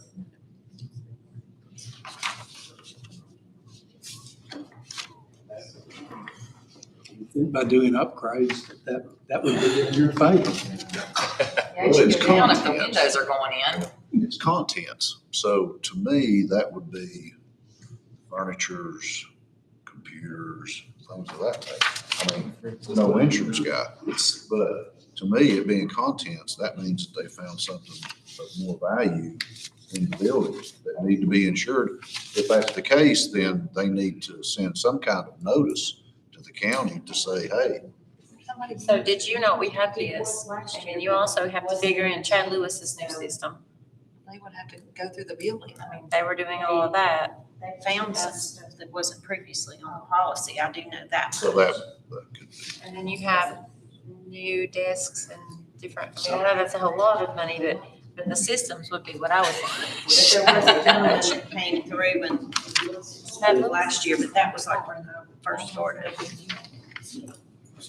And I wasn't in any of those meetings at that point, so someone else was handling that particular function at that time, but I can certainly get more information from them. Well, I mean, it does say building and contents insurance. So I would like to see how the declaration is on the buildings, and I'd like to see the declaration on the contents.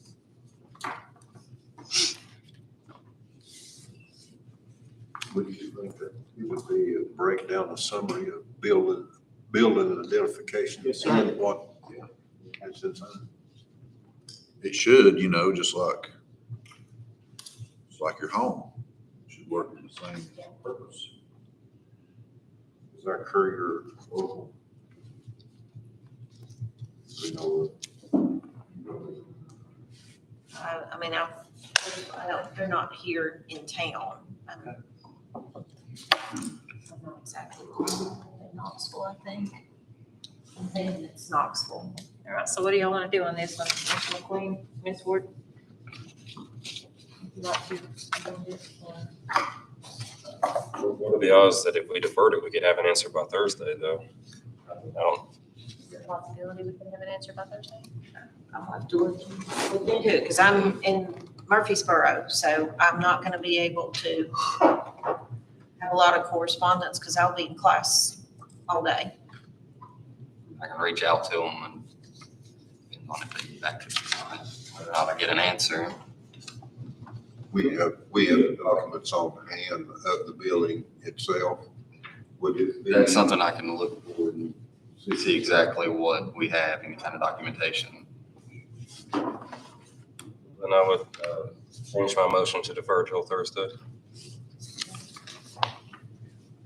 Ms. Ward? That's fine. All right, motion now is to defer to Thursday.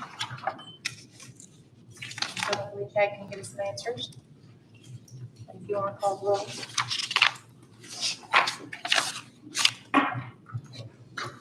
Dr. Rickett, Aye. Julie Gwynn, Yes. Brad Johnson, Yes. Danny Deal, Yes, Layla Ward, Yes. Donnie Cable, Daniel McIntyre, Yes. Dave McQueen. While we're there just a second, look at the natural gas for the building, for the county, 79,000, same as it was last year. You go back to the health department, and their increase to 33%. Something's out of kilter.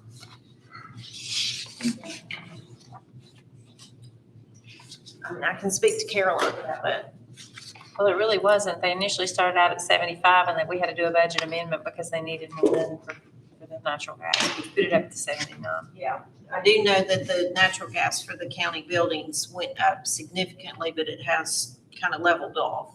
And with the changeover of the new units, they're not gas, they're electric. So, and some of the other stuff's been changed as well, so. But that did spike last year with the natural gas. The county buildings is deferred to next Thursday. Carolyn, I know you might not have time, but Chad, can you reach out to Carolyn Hurt and ask her to, To help with that gas. yeah, and then just get some clarification on that. I agree with Commissioner Cable. I mean, we're level on county buildings. What in the world happened at the health department? leaving the door open. Gee, whiz, I said that for you. Worked right out of my mouth. All right, next up is county clerk's office.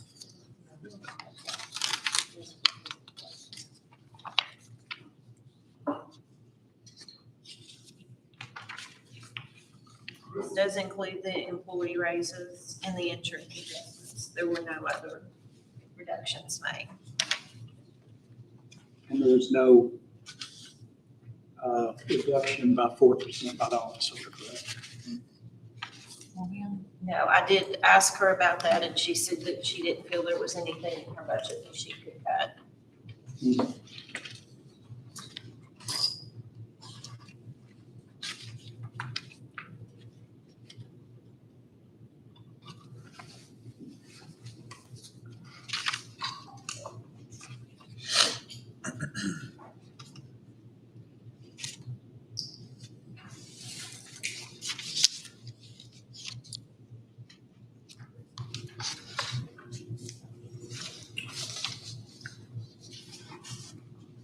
It's insurance.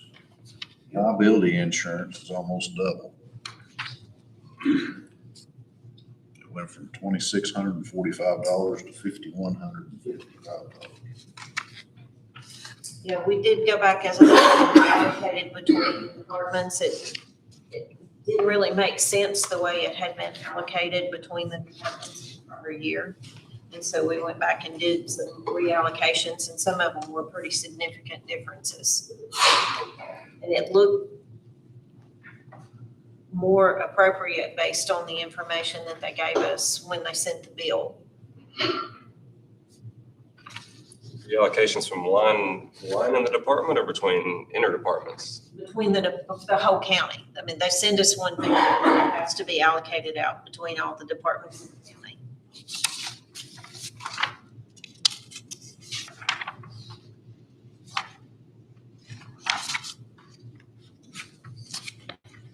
That's what you're saying. So you basically just went in and tried to make it as fair as possible and make as much sense on paper. I actually didn't do it myself. There was someone else who was working on that project for me, so I know bits and pieces of the details. I didn't get in all those very specific details. Now, we'll do that when we get the current year's bill, but that was something that occurred 8-9 months ago.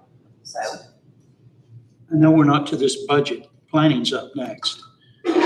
Theirs dropped from 3,500 and changed to 1,400. yeah, so there were some that looked like they just were not allocated properly based on the bill that we got in. And that was what was done in the prior director.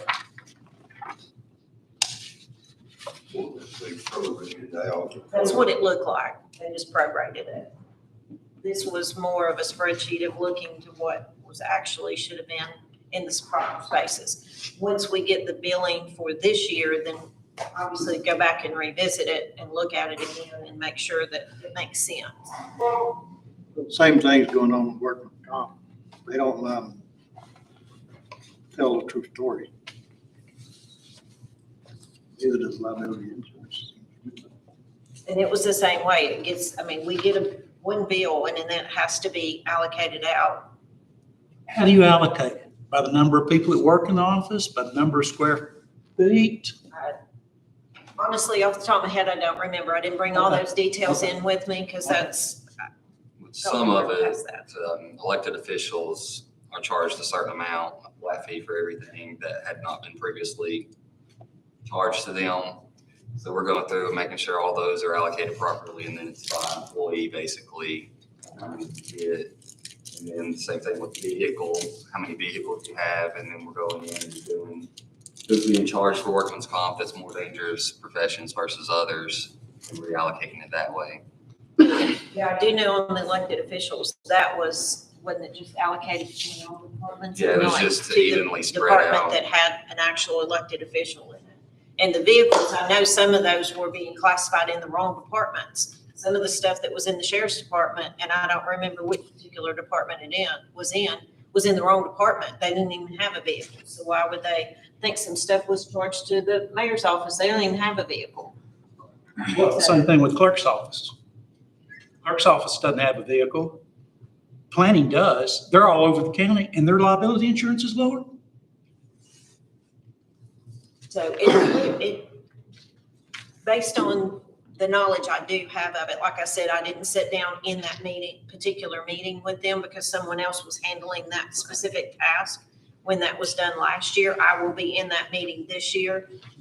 It just did not make sense the way it had been done previously. And so went back and tried to make it so that it was fair to the departments that didn't have a vehicle, that they would be charged for one. I know some people use the county vehicle, which that's the only thing I could think that you do, but I mean, the vehicles are in Ronnie's office, so why would they be charged partially to the mayor's office? That doesn't make sense. Then you would have to charge everything related to those vehicles and try to figure out what the usage is. That's not really a good use of time and effort.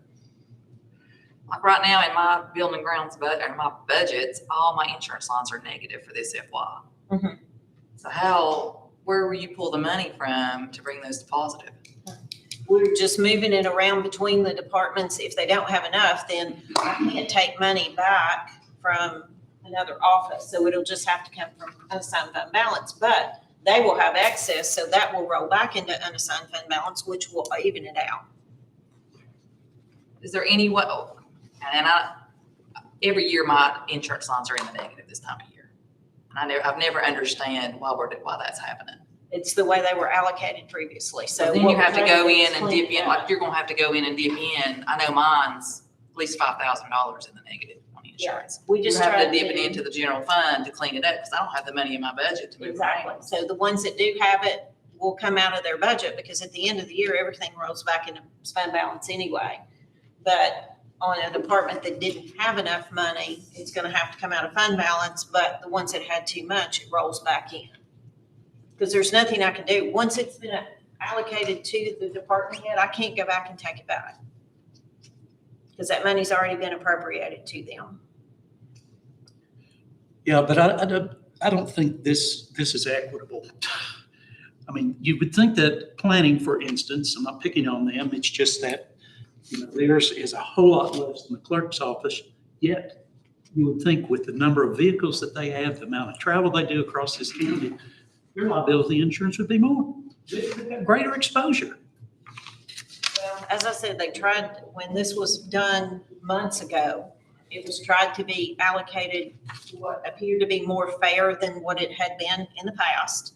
And so that's what we did, and that's what we put in these budgets when we first started doing them. And when we first started this process, I'd made the comment that it's gonna be very different. Even in a prior budget meeting, I had said, when we paid that bill, they're way off. So we'll just have to kind of take it as it is and try to do better when we get the bill this year and make sure that what was done last year makes sense. Please don't think I'm pointing the finger at you or your staff, finance department in general. It just doesn't make sense to me. I can tell you last year's budget, we used what was done from the previous year, because unfortunately, I've made a few bad assumptions on that things that were done the prior year should make sense. I've learned the hard way, that definitely. And I'm gonna stop with Dr. Acuff, in my whole term doing it, I've never understood how the insurance is, every year mine are in the negative towards this time of year, and I just feel like that's horrible budgeting. Because why would we not know what the number is at the beginning of the year, and then it depletes down? I mean, we're in negative now. Yeah, well, and like I said, we used what we had used allocation from before, because none of us that were working on it were here when that was done the previous year.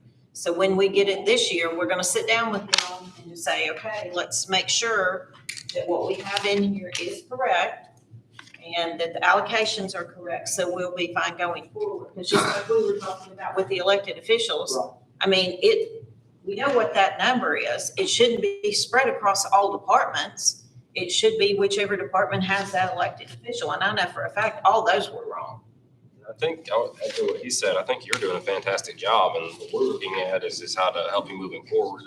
The main concern that I have is maybe the insurance broker or company or whoever came in asked the previous finance department for all these numbers and statistics, and they might have told them we had let's just use a number, 100 cars on the road. And in reality, there was 60, and I don't know that we're even being charged correctly. That has nothing to do with the current administration, but I don't have a ton of confidence in the numbers presented that we're even being charged the accurate amount for the liability of the people in the positions that are in. Well, I know the little bit of information when they came back and talked to myself and a couple of other people when they came in and kind of did a audit and went around and looked at buildings and so forth. There were buildings that weren't even on the list. There were things on the list that we don't have anymore. The building and contents will significantly change because of the transfer out of workforce development. So what we've done will change again once we get all that information. But of course, we still have it now. So until that completely transfers out and they make their adjustments, we don't exactly even know what that's going to be. I think we'll be fine moving forward if they come to you and ask you for job descriptions and those sort of things, and the number of drivers and all of that will be fine moving forward. But just based off of the prior year and what you walked into, I can definitely see where he's coming from about it not making sense. One of the things with clerk versus planning is it's automatically like $3,200 to insure an elected official. So the clerk's office has that $3,200 that previously was never there. Planning doesn't have elected official, just appointed, I guess, director. So that makes up the significant difference why that would look different. That would explain a little bit of why the liability insurance would be more on an elected official versus somebody driving around. Yeah, because we do have that blanket policy instead of having to do bonds for each of the elected officials. We do have that blanket policy, but it doesn't look like it was allocated that way previously, based on the stuff that I'm looking at now. It would be the same way as your workman's comp. Workman's comp's based on the number of employees, and I've said this before, number of employees on the occupation and the location. That's how you cost out workman's comp. Well, planning has got 6 people, and they've got budgeted for $4,000 of workman's comp. The clerk's office has got 11 people, and they're only $714. There's something not equitable here. That's where If the way you've budgeted. It's the classification of what people are too, because I know I had questioned the amount in assessors as well for that reason, is because, even for the sheriff's department, wasn't as high as I necessarily thought it should have been based on the type of profession. But at this point, all I can do is look at what we get from this year's billing and question them on how this is handled, as opposed to going back what's done the previous year, 7, 8 months ago. I mean, we can go back and revisit it if you want us to. At the end of the day, we're gonna pay the same, county's paying the same amount. It's the allocations between the departments. I understand that, but if I'm an elected official, It's all county. I don't want to pay $4,000, and another elected official's got more employees than I do, paying $700. Yeah, well, from what I understand from the couple that I've spoken to, I mean, they weren't really given an option with the prior director. They were just told, this is what it is. And that's the end of it. So what we're trying to do is do things a little bit differently, is actually go through and try to make things accurate and not just apply percentages or allocate it between the departments. We're trying to make it fair to each department.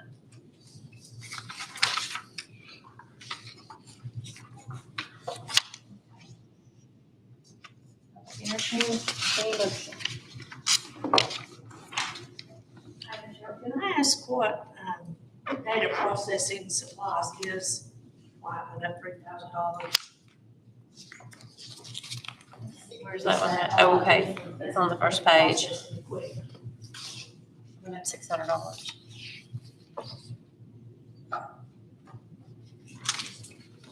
$411. Oh, no, wait a minute, I'm on the wrong one. 7,100.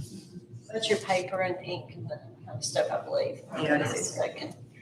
She brought my glasses. Can't see those long numbers.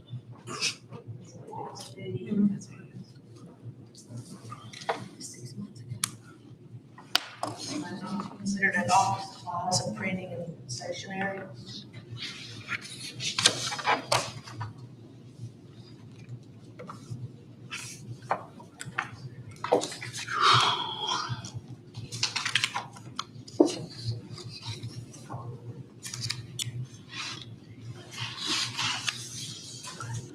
I think those things would follow each other too, the liability and workers' comp.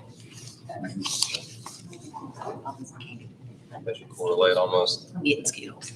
they should correlate almost evenly.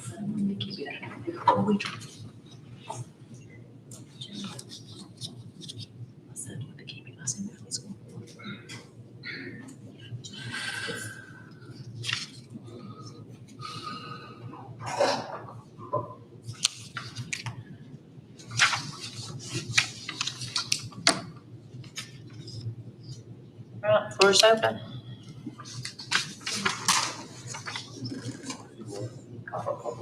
Floor's open to a motion. My only question is, if you don't have a response by Thursday about any of this, which is possible, then what? Well, we have to Then get- we're that much farther behind because our vets are already on the wire. To be perfectly blunt with you. We still have this to go through if we can get it done tonight. I mean, we've got to make some headway somewhere. Are you talking about the insurance or are you talking about? What's your department? General overall, when we defer, and if the example of what we defer, we do not get an answer for the budget committee Which satisfaction. it appears gonna be quite a bit, because every department is gonna be high from the way it's been. It's gonna be real high, or it's gonna be real low. Yeah, I mean, the insurance is, like I said, the county's paid the bill. The issue is the allocation. The allocation was based on the information that we got several months ago, which is what's been put in everybody's actuals, and then what we tried to budget for this year, which I'd said through this whole process that it was gonna be significantly different. At the end of the day, we've paid the bill, the county's paid it. It's gonna be the same, it's just difference between departments. We can go back and revisit it and try to get them to come in and sit down with us, but the two people that did that particular function are not here, so I can't ask them. I can go back and look at their notes, and I can go back and see what the pieces that do make sense to it. But, I mean, I can't guarantee if we call them in and ask them to go back and revisit these bills and pull all the bills and try to figure out what the differential, again, I can't guarantee that that will be done. I'm out of town Monday through Wednesday, so I don't get back until That's Thursday. kind of what I'm getting at, and is, you know, this is time sensitive at this point. Very. All you can do is to schedule an additional, I mean, you know, you're gonna miss your deadline. There's no way around it, but you gotta get it right. And there's not any captive or beating or killing if you miss your date. You don't want to, but sometimes you have no alternative. And the lesson is, welcome to budget. No, and I understand, I just don't see them changing their numbers. I mean, I understand what's desired here, 100%. It's just, I just don't foresee their numbers, them coming in and saying, well, you know what? Within a month, technically.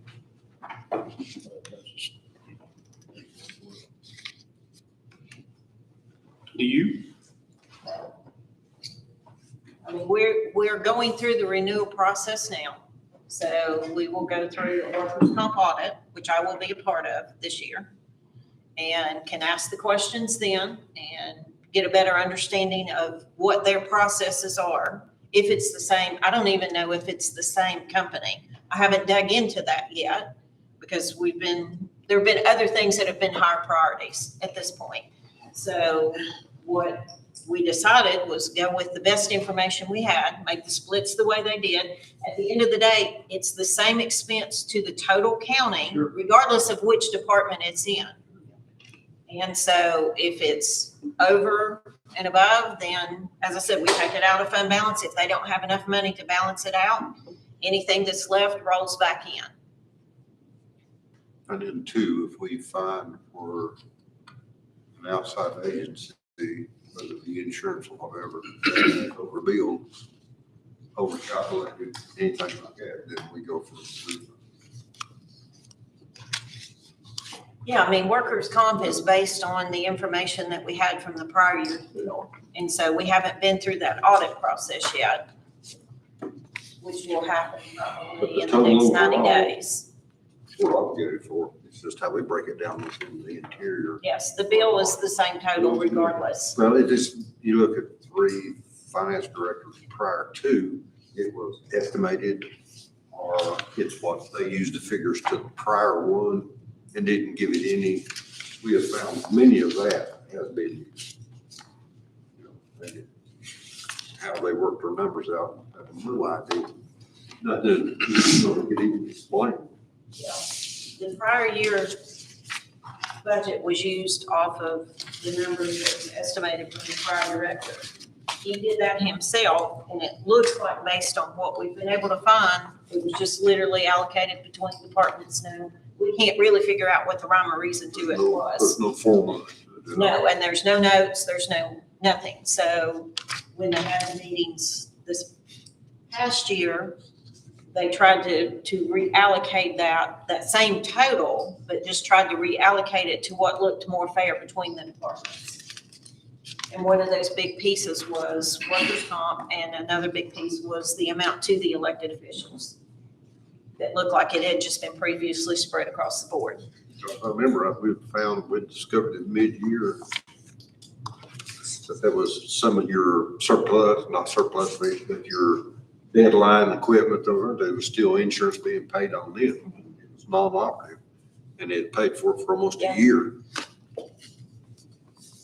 And it came out to a sizable amount. Throughout all the departments, you should have all of the liability insurance covered and all the compensation. It's just a matter of reallocating it once you pay the bill to the right people.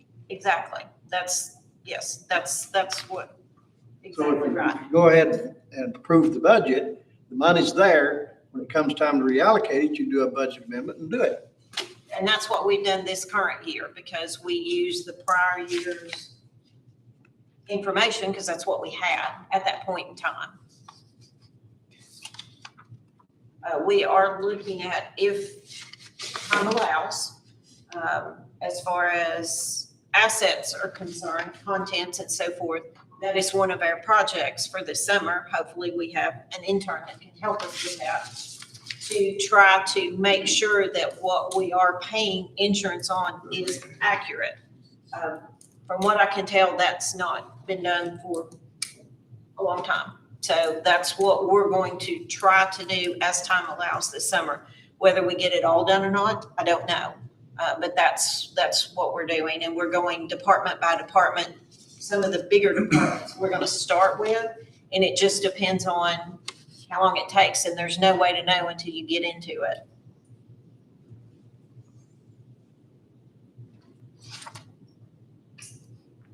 It's a cinch we can't hold the process up. You know, Thursday, we'll never get everything back in time to finish the process.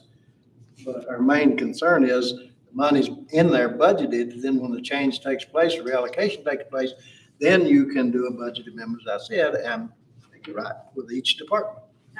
Total is based off the billing from the prior year.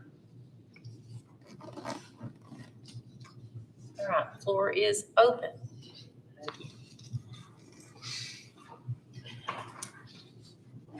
I'll make a motion to approve it. All right, Mr. McQueen, Second. McIntyre, second. Carolyn, and I'll echo Commissioner Collins' concern here. You know, as you look at the data processing supplies in the clerk line here, 101, 411, you go down close to the bottom of the page. It's been consistently around $4,100. Why do we have a jump to 3,000? 7,100. A lot of paper. Are we on the clerk's office? Yep. Yes. Fifth one down, or from the bottom 5 up. I don't know if this has any bearing on it, but I mean, when you go in there, they are hammered with new people coming in here, registering things, transferring things to their new address. I don't know if that has anything to do with it. I know that every time you go in there, they're full, they're busy. Every time I've been in there. And she said they've just been slammed. So I don't know if that has anything to do with all the new people that's moving here and transferring things. That's a lot of Well, money. and things have gone up. I know her Understand. maintenance agreement went up significantly. Some of her supplies costs have gone up. Right. Well, like the maintenance agreement, the notes on the side of the page from BSI, it's a BSI invoice. Yes. You know, the office supplies, not too sure what that means with data processing supplies. Office supplies have remained essentially the same, but yet data processing supplies go up $3,000. That's copier related, so copies that they're having to make, that's what that's related to. And I think her copier, contract went up too, if I'm not mistaken. I don't remember specifically on that one. The big major in Right that at the moment. department, you remember back in mind, the state came in and said, okay, free registration. And then, if I'm not mistaken, there was either 3 or 4 more documents that were created required by the county clerk's office for contact with the Department of Revenue. There was 2 departments in Nashville that affected, that had an increase in it. Included 1 piece of paper for every new commander above and beyond. It may be that those requirements that the state has passed law on, funded mandates, may be the cause of that. I'm not sure. When she and I sat down, because I sat down with her when she did her budget, but that was back, I'll be honest with you, probably in February or March. So I don't remember all of the specific details, unfortunately. We went through and we looked at her actual expenses and talked about what new requirements were, what the costs were supplies and so forth. So I don't feel like she's necessarily padded her budget in that particular line item. I'm sure there was a reason for it. I just honestly, that's been 4 months ago, so I really don't remember the specifics on that particular line item in this budget. But the only thing you can purchase out of that line item is copy related. Yes, material. there's It's not nothing nothing to else. do with the copy machine. It's not nothing to do with the maintenance contracts. It's just paper. Yes, that paper. That's and all we ink, purchase that's all out of you those do. lines. And it used to be just an office supply line, but Brad always wanted to get it more singled out so you'd have a better understanding of what the allocations were being spent. But the only thing that line is used for is, copy paper. Yeah, you can't. We're pretty specific about what goes in and out of there. So that's why I'm Copy saying. paper or ink if you have a printer on your desk that needs to have ink. That's the only 2 things that can be used for.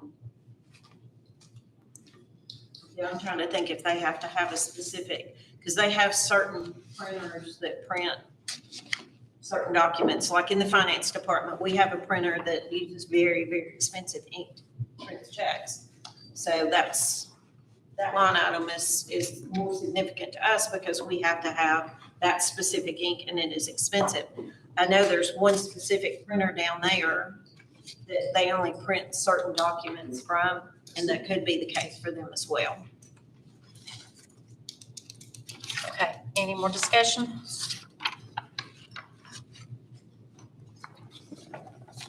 Brad, call the roll, please. Iriga, Aye.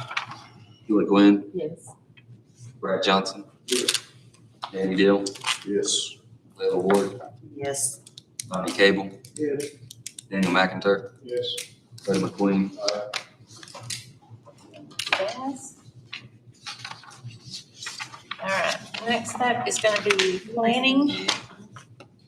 Unless the- Yeah, well, I just have.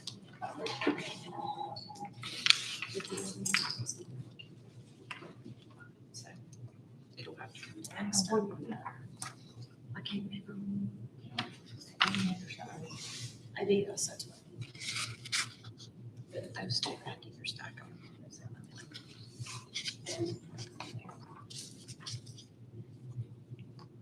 He got a reasonable amount out of his, didn't he?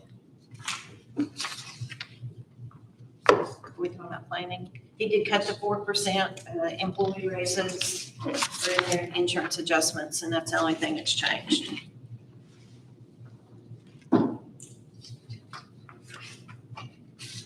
When he took the full amount out of, he had money in there for vehicle, to get a used vehicle and he took it out. He said they didn't need it.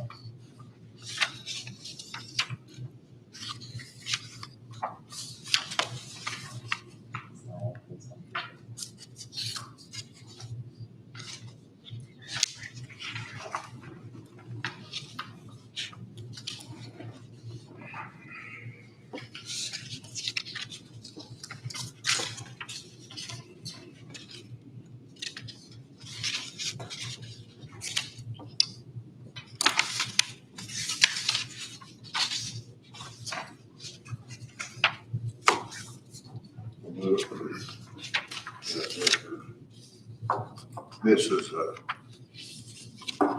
service or department that has a revenue stream to it also. I know you don't have the exact numbers, but in comparison to the previous years, it looked like their revenue from your systems and everything else is in line, you know, about what they have brought in.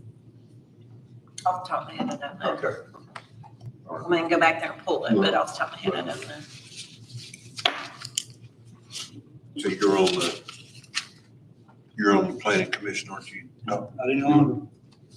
Anybody in here? So they generally give them their monthly report.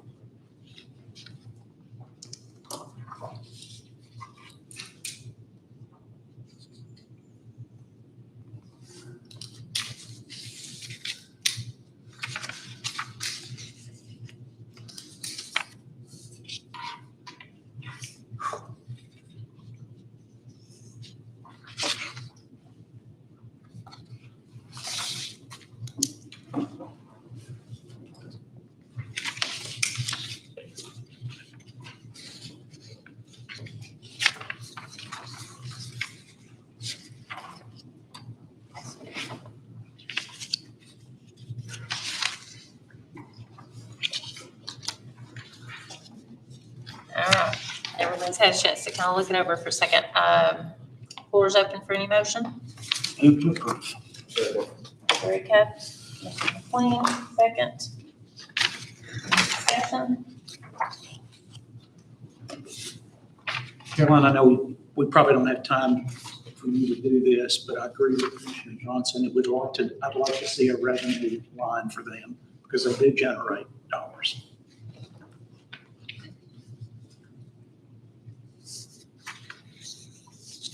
I do have a revenue schedule that I'm working on for this budget process, because it looks, same thing as we were talking earlier.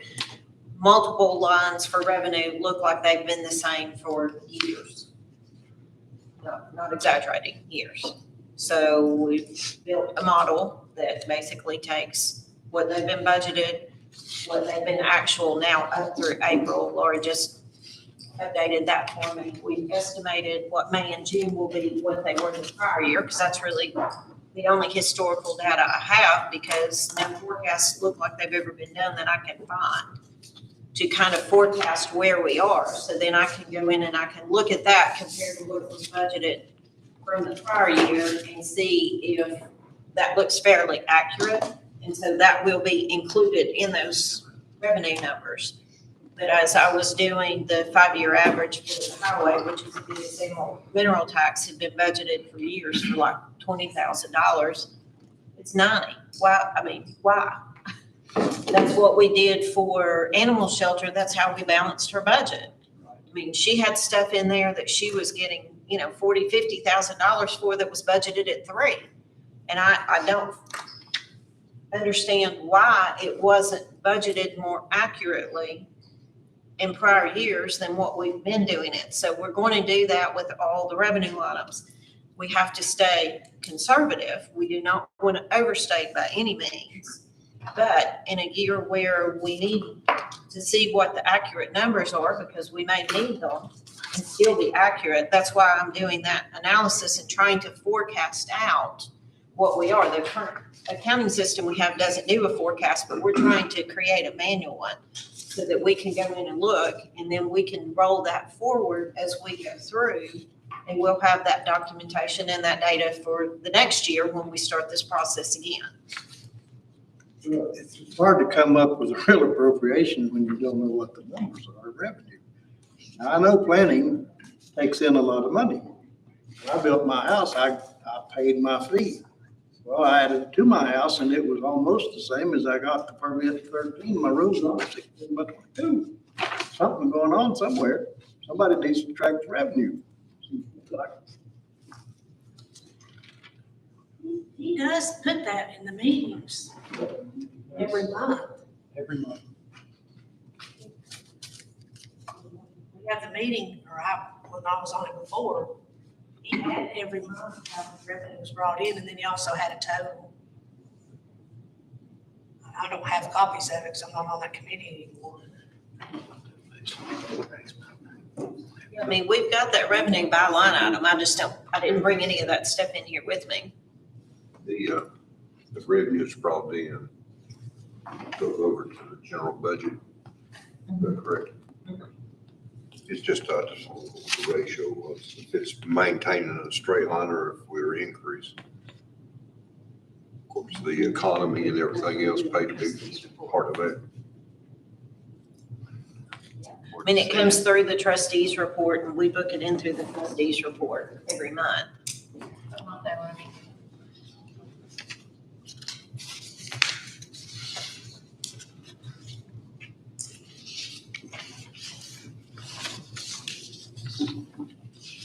We have a motion and a second. Any more discussion? Can you call it off, please? Dr. Acuff, Aye. Julie Gwynn, Yes. Brad Johnson, Yes. Danny Deal, Yes. Layla Ward, Yes. Johnny Cable, Yes. Daniel McIntyre, Yes. Doug McQueen. Thank you, folks. Okay, next up. Board of Equalization. This one's pretty straightforward. Nothing changed on this from what you previously seen. Move to approve. Mr. McQueen? is that you? He's motion, I second, yeah. Second, okay. Mr. McQueen, second. Any discussion on this one? All right, no discussion? Call the roll, please. Dr. Acuff, Aye. Julie Gwynn, Yes. Brad Johnson, Yes. Danny Deal, Yes. Layla Ward, Yes. Johnny Cable, Daniel McIntyre, Yes. Doug McQueen. All right, thank you, folks. Okay. Next up is circuit court. This was changed for entrance and employee raises. Okay. And he did state that there was nothing that could be cut out of the expenses.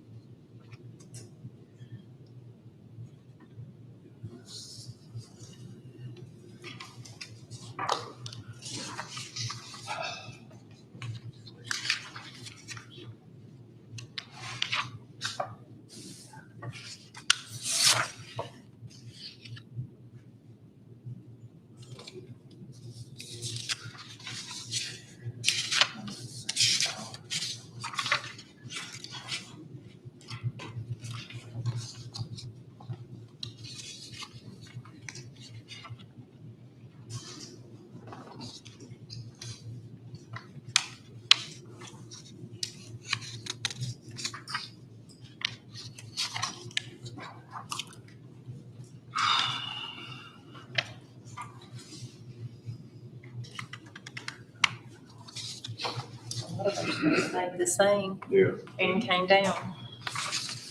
Yeah, they have a lot of extra stuff in here. Well, the very last one, the administrative justice on the jury.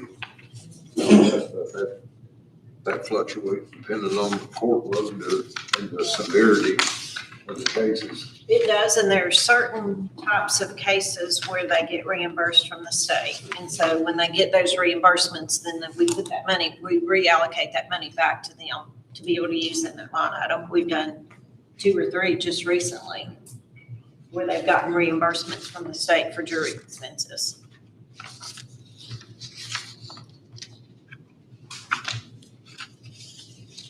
Sure, make the motion. All right, Mr. Johnson makes a motion. Second. Mr. Deal? Second.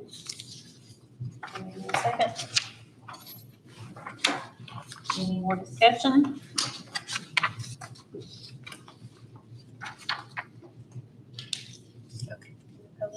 Dr. Echo, Aye. Julie Gwynn, Yes. Brad Johnson, Yeah. Danny Deal, Yes. Layla Ward, Yes. Johnny Cable, Yes. Daniel McIntyre, Yes. Cody McQueen. Aye. Alrighty.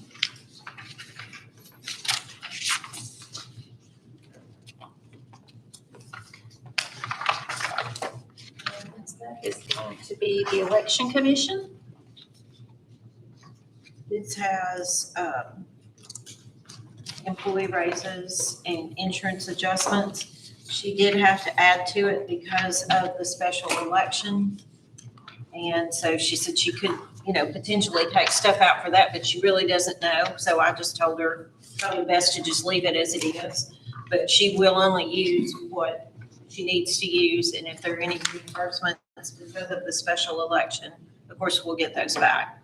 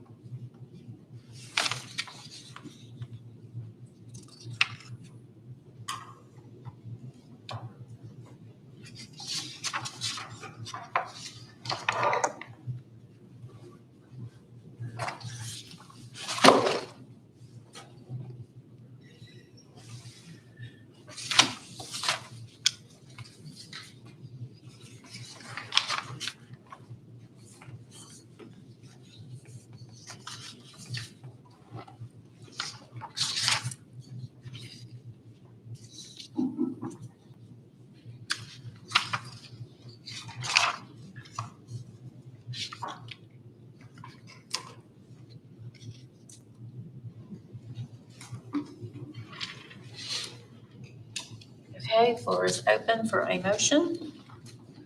Motion to approve. Second. Donna, was that you? And Mr. Cable, second. All right, open for discussion. Go ahead and give you all a heads up. Election, the new voting machines came in. They are huge. They weigh 50 pounds. They're like the tall suitcases where you pull the handle up on and you roll them. And our original voting machines were small little suitcases that they stacked on a shelf. They have nowhere to store them. You have to have a secure location for those machines. And right now they're in all over the backside of the office.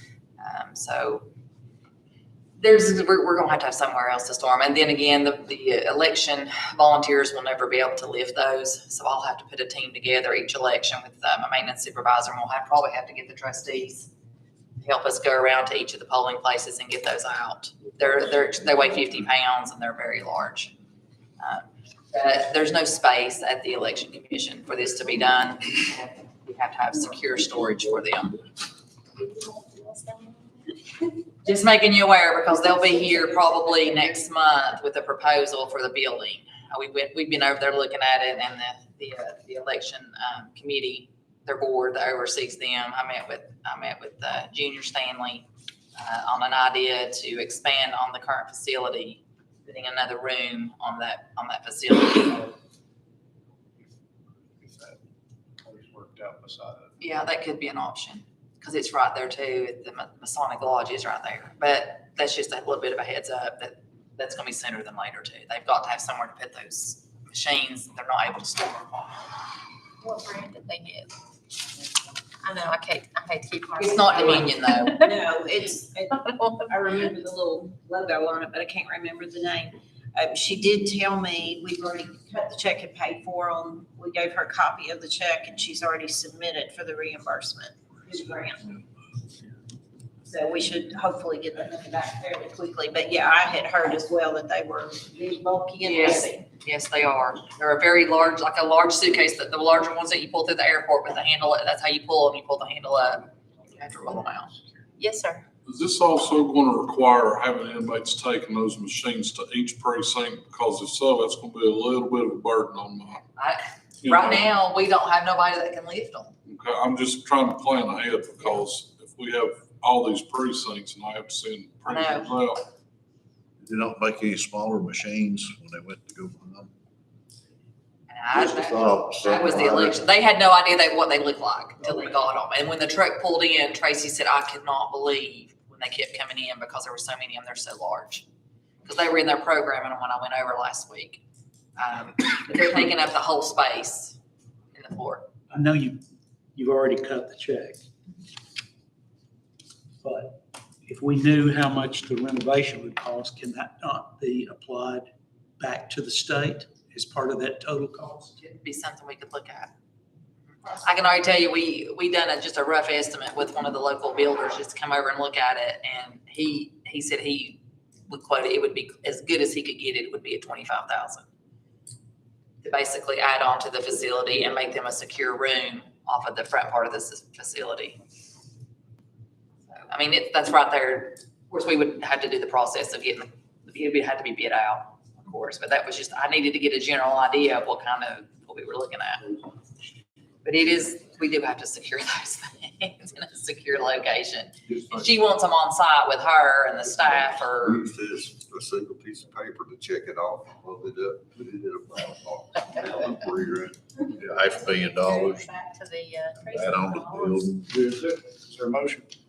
Yes, we have a motion and a second, by Mr. Deal and Mr. Cable, and now we're just discussing, so.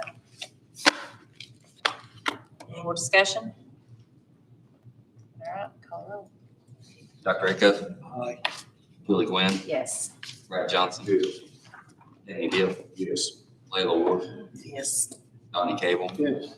Daniel McIntyre, Yes. Greg McQueen. Aye. All right, thank you. I do need to backtrack for just a second. The revenue that they had reported, in their minutes, the year total is 176,207. Planning. Planning? Yes. Yeah, yeah, so that's the year to date right now, so, on their revenue. So they're selling a whole lot of burn beds. All right, next up is general sessions court. So the planning was checked. That was from their minutes, 176. On this particular budget, there is no wiggle room. They actually may not even have enough money for this year. So I've been frantically moving stuff around in their budget too, because they don't ever ask for any more money. So I didn't even ask them, I actually had talked to Kristen about it, and there's really not a whole lot in there they can do. They did have to get a new computer, and that was part of, they've had to get a new computer for a laptop for him to use in the courtroom because his literally died. And then this is for the desktop. And I think those, she said, were either 7 or 8 years old, the ones they have. Got the gavel. Since you've been bad, an extra $50 for the judge's fund. All right, floor is open for a motion on this one. I'll make a motion. Mr. McIntyre, Second. Mr. McQueen, second. Any more discussion?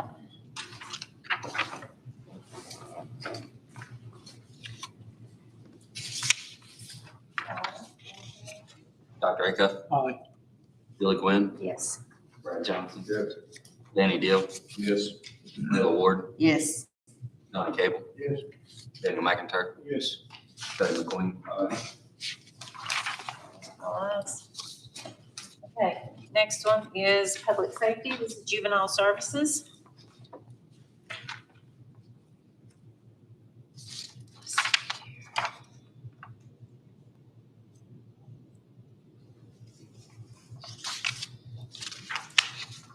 And everything's in there that, Yes, I mean, the biggest line item of their non-payroll expenses is contracts with other government agencies, and that can't be changed. That's what we were looking for. That's it. Yeah. There it is. This actually needs to increase 4%.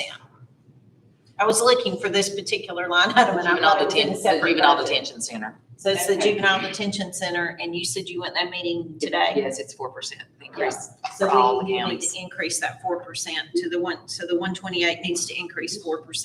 They did increase, they put an increase on us probably 6 months ago, and now, again, Do you guys want to do that number so we'll have that? because of the stipend, everything. We're housing, juveniles are not the same manner they were years ago. They're having to Because when house we them. looked into this, it was cheaper just to keep doing this than it was. to- Oh, yeah, if not, we would have to use Knoxville. We'd have to ship them down to Knoxville. That's a major cost. 133, Yeah. 134. What does it give our bottom number? Is it 133, 120 even? Or is there any specific? Yeah, it's even. Okay.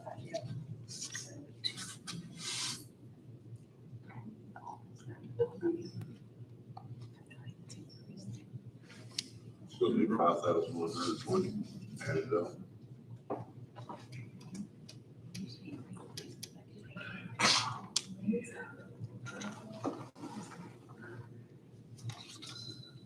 I actually ordered me a calculator to use.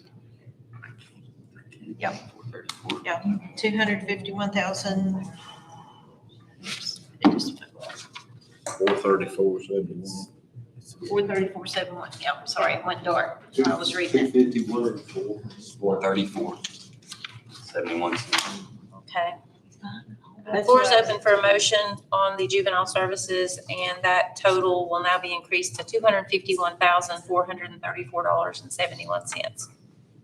Second motion. Mr. McLean makes a motion. Second. Seconds.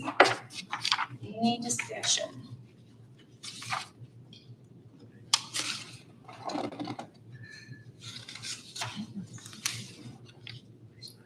All right, Chad, good call to roll, please. Brad Fairclough. Aye. Julie Gwynn. Yes. Brad Johnson. Danny Gill. Yes. Layla Ward. Yes. Donnie Cable. Yes. Daniel McIntyre. Yes. Cody McQueen. All right, thank you, guys. All right, we'll do just a couple, we're trying to finish this last few up here. And we'll take a quick break. Okay, this is litter and trash collection. No change from the pathway. Move to approve. Erica, motion, and Mr. McLean, second. Second. Did you second? I did, yeah. Oh, you did? Okay. Oh, you did? Yeah, yes, ma'am. Sometimes it echoes, I'm sorry. All right, any discussion on this one? All right, moving on. Brad Fairclough. Aye. Julie Gwynn. Yes. Brad Johnson. Yes. Danny Deal. Yes. Layla Ward. Yes. Donnie Cable. Yes. Daniel McIntyre. Yes. Cody McQueen. Next up is gonna be veteran services. This is a very small budget. That includes the staff rates and the insurance, well, technically insurance adjustment didn't really affect that one because it was only one small line item. So it was like less than $1, I think, adjustment. How There much was it he nothing. tried to- How much was it he tried Bless to his start? heart, $50. And I'm like, honey, it's fine, just, it'll be fine. Just Hey, worry about it. hey.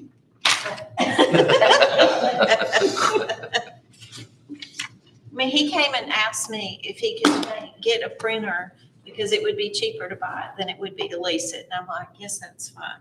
So he's very in tune with what he's spending. Much as we're paying for contents insurance, there's gotta be a printer in this building somewhere he can borrow. I make a motion. Mr. McIntyre makes a motion. Second. Mr. Deal seconds. Any discussion?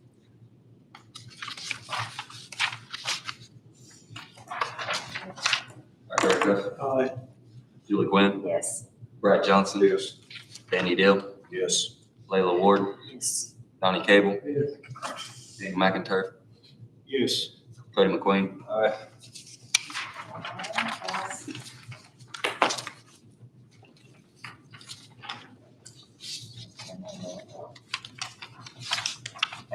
Next up is general government, the county commission. No changes on this one from prior to prior meeting. And there were significant cuts on this one, a lot more than 4%. Yes, you did.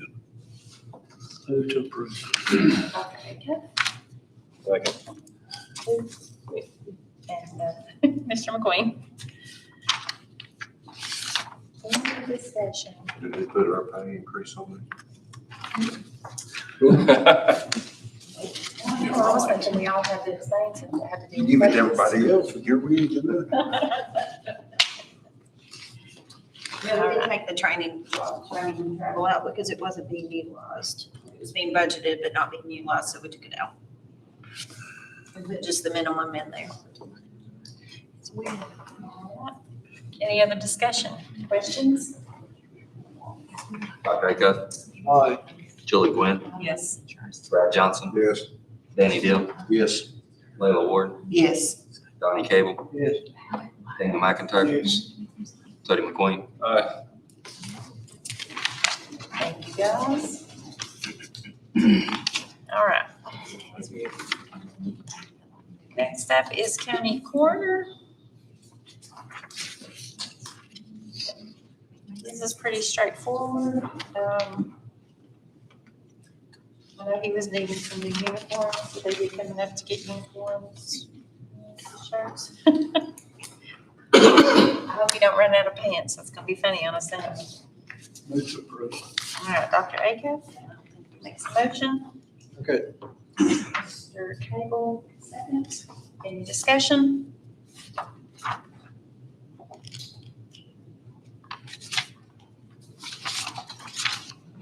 Dr. Acuff, Aye. Julie Gwynn, Yes. Brad Johnson, Yes. Danny Deal, Yes. Layla Ward, Yes. Donnie Cable, Yes. Daniel McIntyre, Yes. Tony McQueen. Aye. All right, guys, we will do this one. We'll take a quick break and then we'll come back and try to do the rest of it. All right. County attorney. How much can we cut on that one? I was like, cut.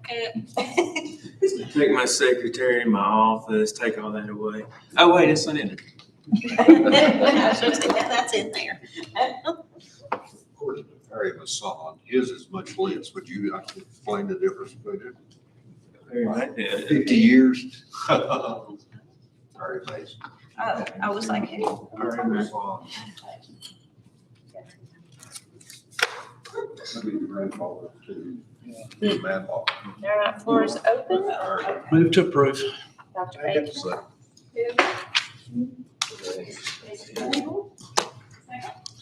Any discussion? Any questions?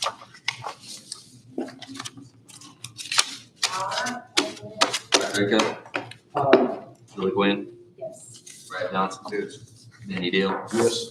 Layla Ward, Yes. Donnie Cable, Yes. Daniel McIntyre, Yes. Tony McQueen. All right, thank you, guys. Quick 10 minutes.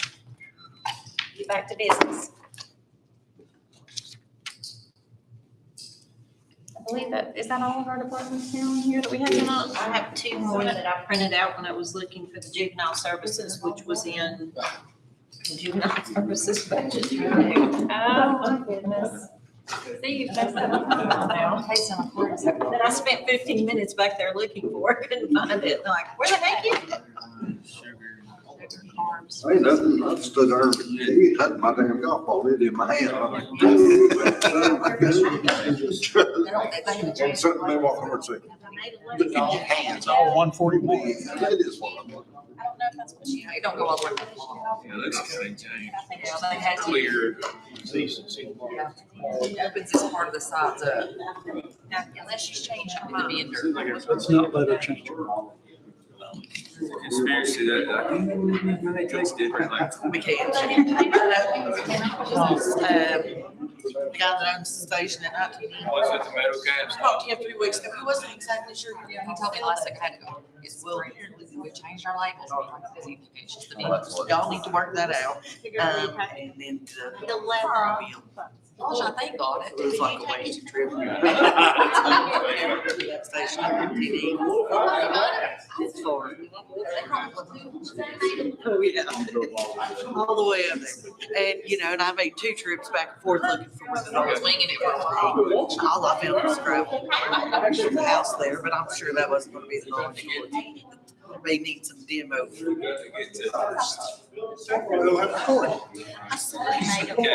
used to never be a problem. And she got started, it just seems to be such a. Man, how many more of these are there? I told the guy, and he's like, I don't think it'll be a big deal. If they don't get it.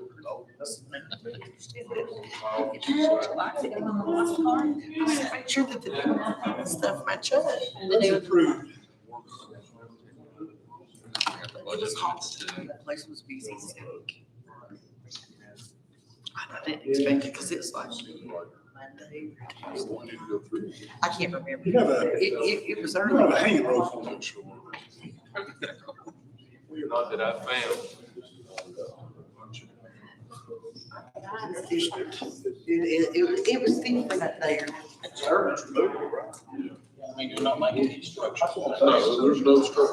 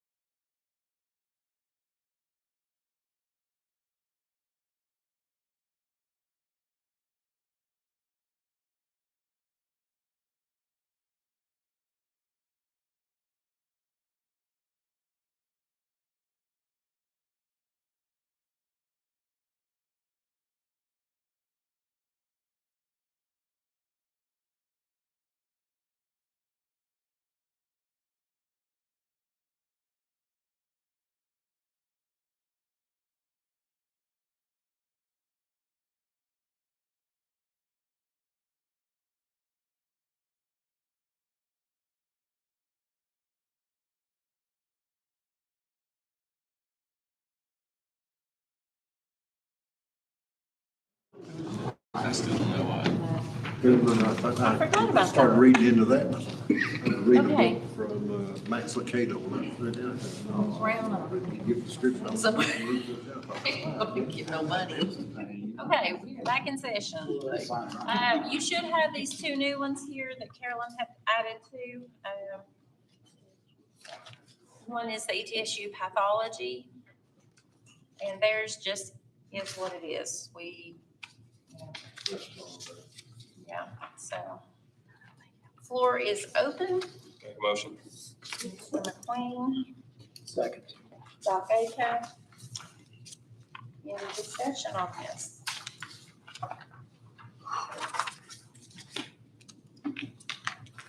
No, Chad, do you want to? Which one are we? Oh, I'm sorry, we are on, public health and welfare, the, ETSU pathology.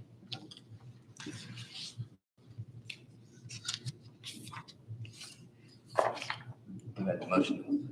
Mr. McQueen had the motion, Dr. Acuff had the second. Apologize, didn't mean Thank to you. rush you there, sir. Pay better attention.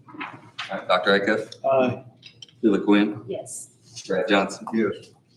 Danny Deal, Yes. Layla Ward, Yes. Johnny Cable. Yeah. Eddie McIntyre, Yes. Freddie McQueen. All ayes, thank you. Next up is gonna be pauper burials. Floor is open. Motion to approve. Mr. Deal. Mr. Taylor. Second. Any discussion on this one? Pretty self-explanatory there. Very useful service. All right. Dr. Acuff, Sheila Quinn, Yes. Brad Johnson, Yes. Danny Deal, Yes. Layla Ward, Yes. Johnny Cable. Yes. Daniel McIntyre, Yes. Cody McQueen. All right, all ayes. What you do see here, this big thick packet is the school system. Carolyn, would you like to fill us in since you are the woman in charge of that? So, and some additional research related to the maintenance of effort. I was able to find that there was, a change that could be made. It amounted to about $550,000. And it had to do with the, Tennessee State Revenue Sharing for TVA. And then also affected were, the current charges for current services.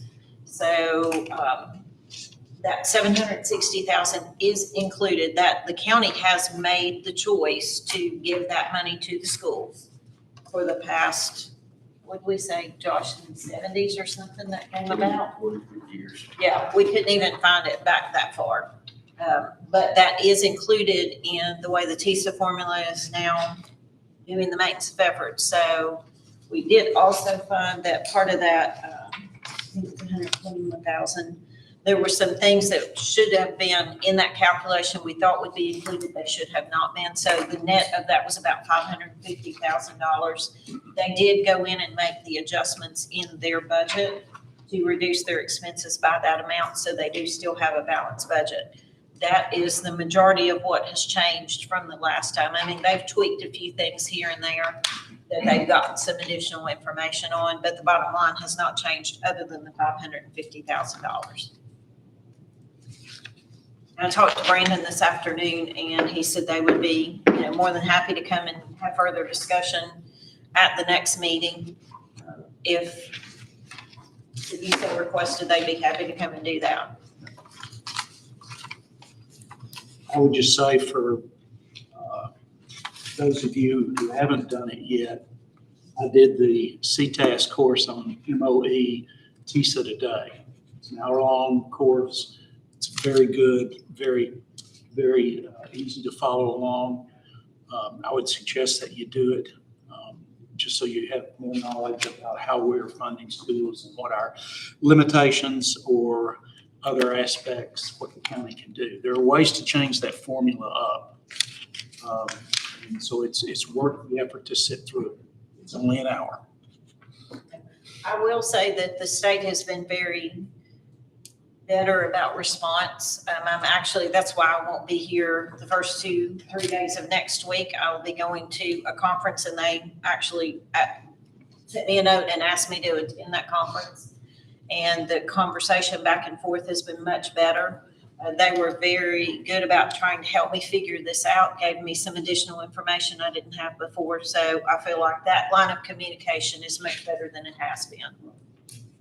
And this is the final number from them. We got it yesterday. It did not change from the prior month, which we had been told it probably would not, but we did get the definitive.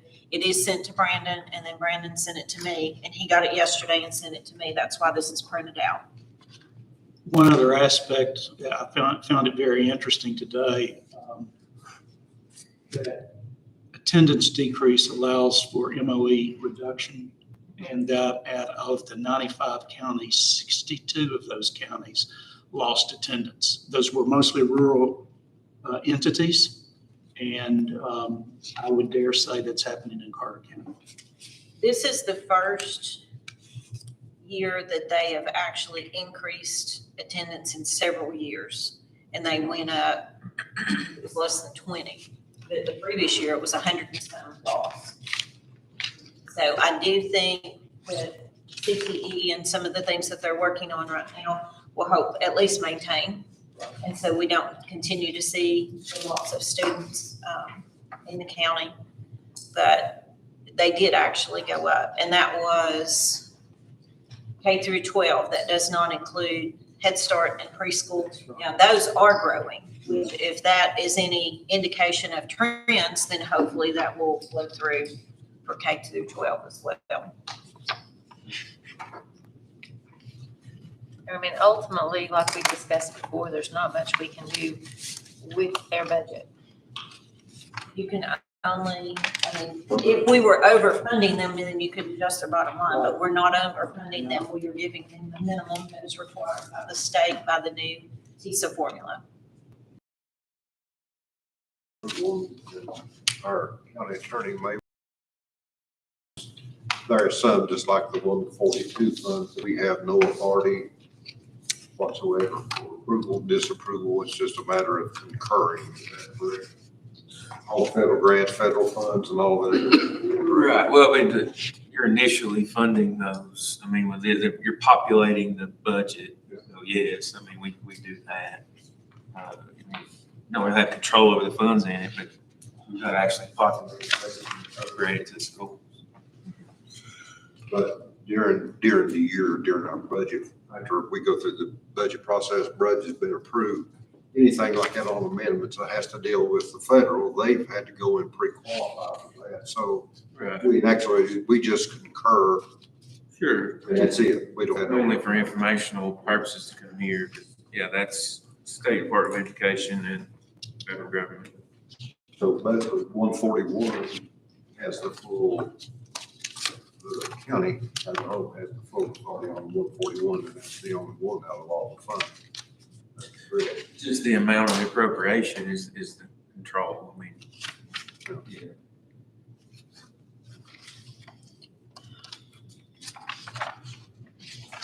As long as you give the money, they say you have to give.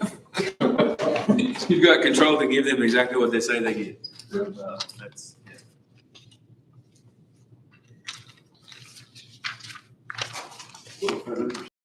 I make a motion. All right, Mr. Johnson's going to make a motion. Second. Queen seconds. Any discussion?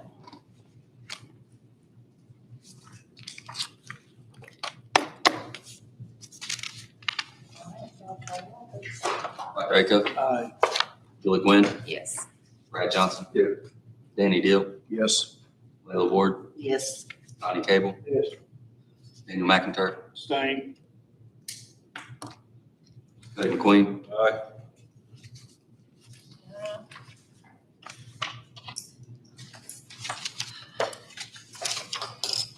Okay.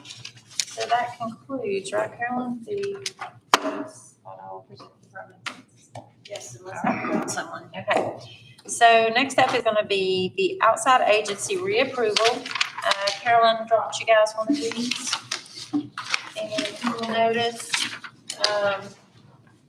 You can see where Chad put in there on 5/18 of 23 where we voted to keep in the Butler Fire, Soil Conservation, EMS, Fire Departments, Carter County Rescue, No, I sent you. Do you want to give them out? 911, the Public Library, First Tennessee Development District, and then we were adding back in that we forgot about the First Tennessee Human Resource Agency. These are all mandated through state or something we've been funding that we cannot not fund them. So the only difference to this total will be that 30,570, which is the First Tennessee Human Resource add-on. That's gonna be a requirement, but that will be the one. So I think since the money will change, what we were discussing was voting back in these that were absolutely mandated that we have no choice on. And then changing that total. What is that total, Chad? So that should come up to 1,684,940 from what we previously approved. Okay. You might want to double check it. Being counter. That's what I got to. Did you get that? 1,684,940. All right. Yeah, 1,684,940. So I think it's Harry, you know, 1, 2, 3, 4. So floor is open for motion on these. 1, 2, 3, 4. Mr. Quinn, just to Yes. clarify, you're adding the 30,570 to the previously voted on Yes, and getting the total amount? yes. Yeah. Which is the 1,684,900. Doing that first and then we discuss, because there were some. Well, these we know are our add-ins. These are the ones we know positively. Yeah. We'll discuss the other Okay, when we get done. Is that all right? yes. Good with that? Okay. So motion is on the floor for these that are requirements. Move motion. All right, Mr. Johnson made the motion.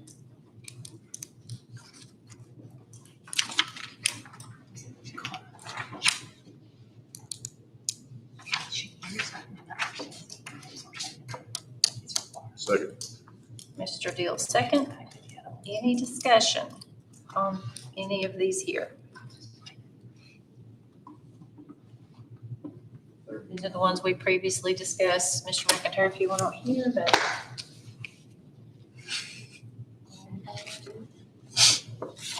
I do not see any questions. So we call Dr. Acuff? Aye. Mr. Quinn? yes. Brad Johnson? Yes. Danny Deal? Yes. Layla Ward? Yes. Donnie Cable? Yes. Daniel McIntyre? Yes.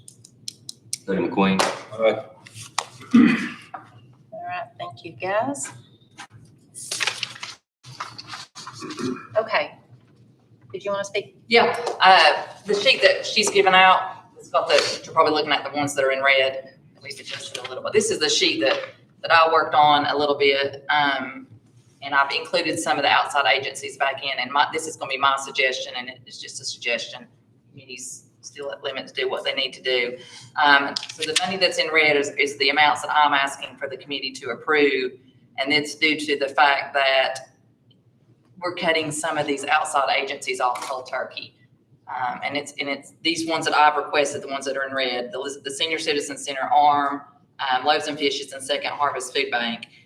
My concern is we cut them off cold turkey, we're gonna see the resources from our jail, our sheriff's department, and our school system that's gonna fall over onto them and cause a burden onto those entities. Because right now, we have 25,500 households in Carter County. 32% of those households are in the Alice population. 19% are in pure poverty. I mean, we have to consider some of these entities, if you cut them off cold turkey, they're not gonna survive enough to get back in here in August and September. They may have to it's gonna affect our community. Now, if the committee wants to look at moving some of these outside agencies, say in 2 years down the road, you're gonna completely start slowing that funding down. That's what I would request we look at, and letting them know that some of that's gonna slow down. They need to start looking for grants and other opportunities. But to cut some of the food banks off cold turkey, I feel it's gonna be harmful to our community. I know Washington County done this, but they didn't do it as this extreme.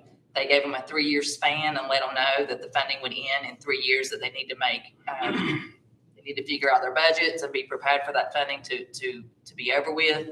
But these ones I've highlighted, I feel are the most prevalent to our community, especially the senior citizen center.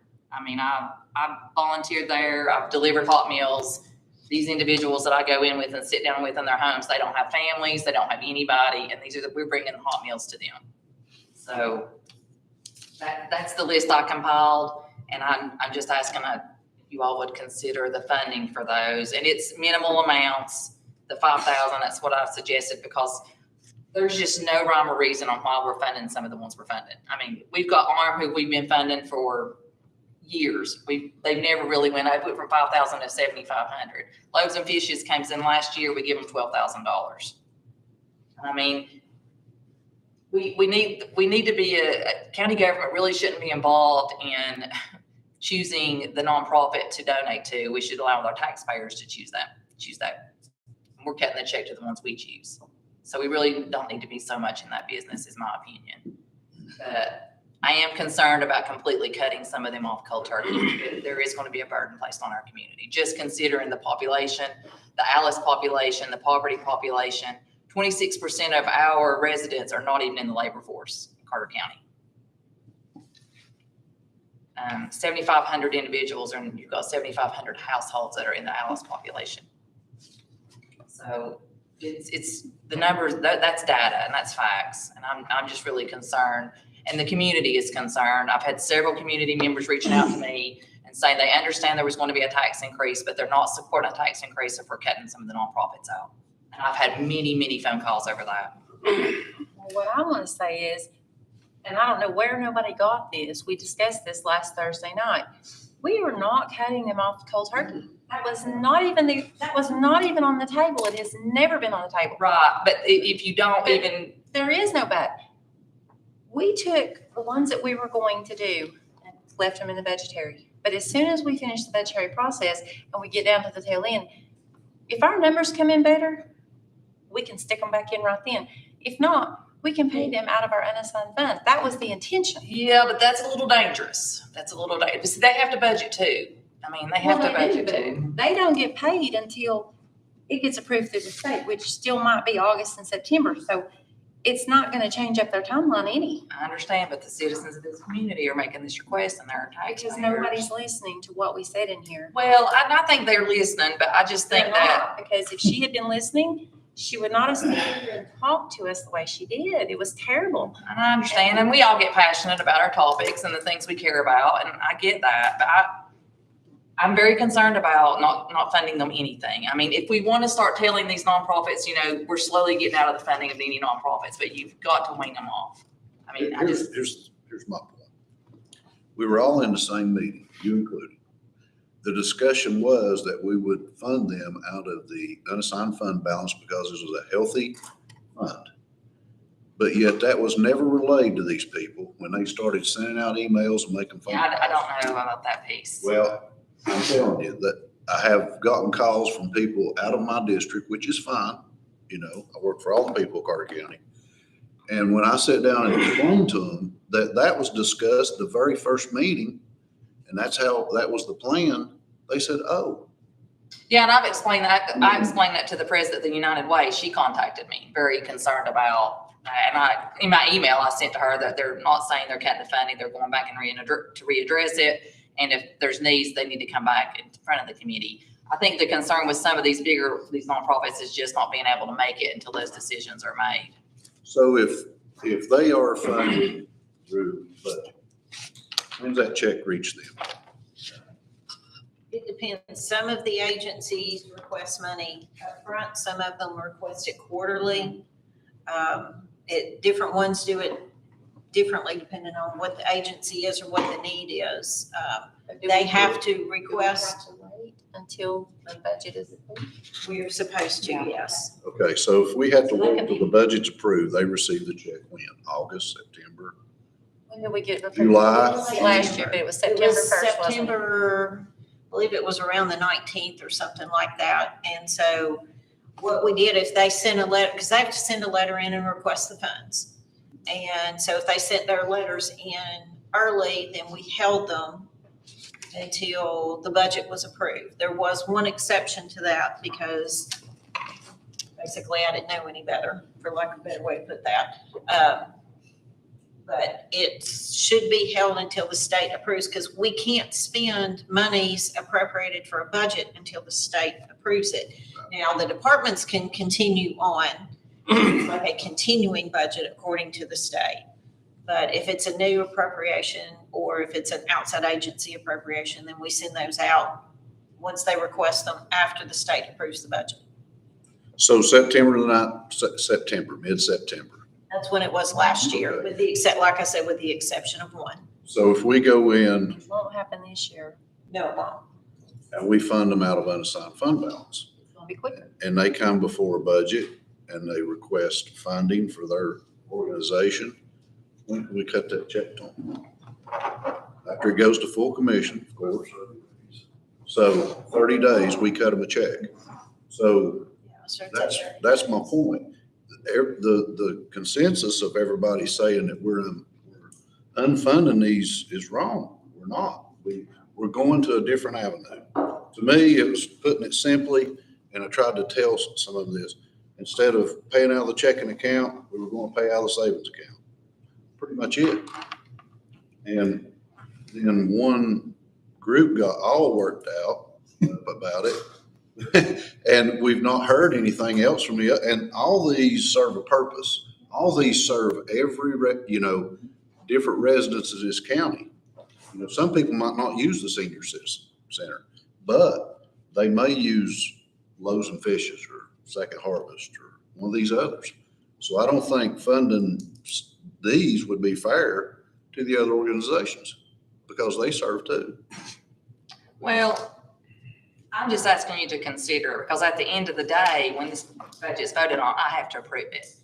So I'm asking you all to consider funding these, because we have to, there's a major concern in the community. And I understand what you're saying, but we've got some people hurting here, and some of, like the Loaves and Fishes, there was one Thursday night, she fed 350 people. I mean, you got a lady that's driving from Roan Mountain in a car with flashlights stuck in the front of her car for headlights to get to Loaves and Fishes to get a hot meal. Those are my concerns. These are people, and they, we got in this business of them depending on us, and we need to get out of this business, but we slowly need to get out of it.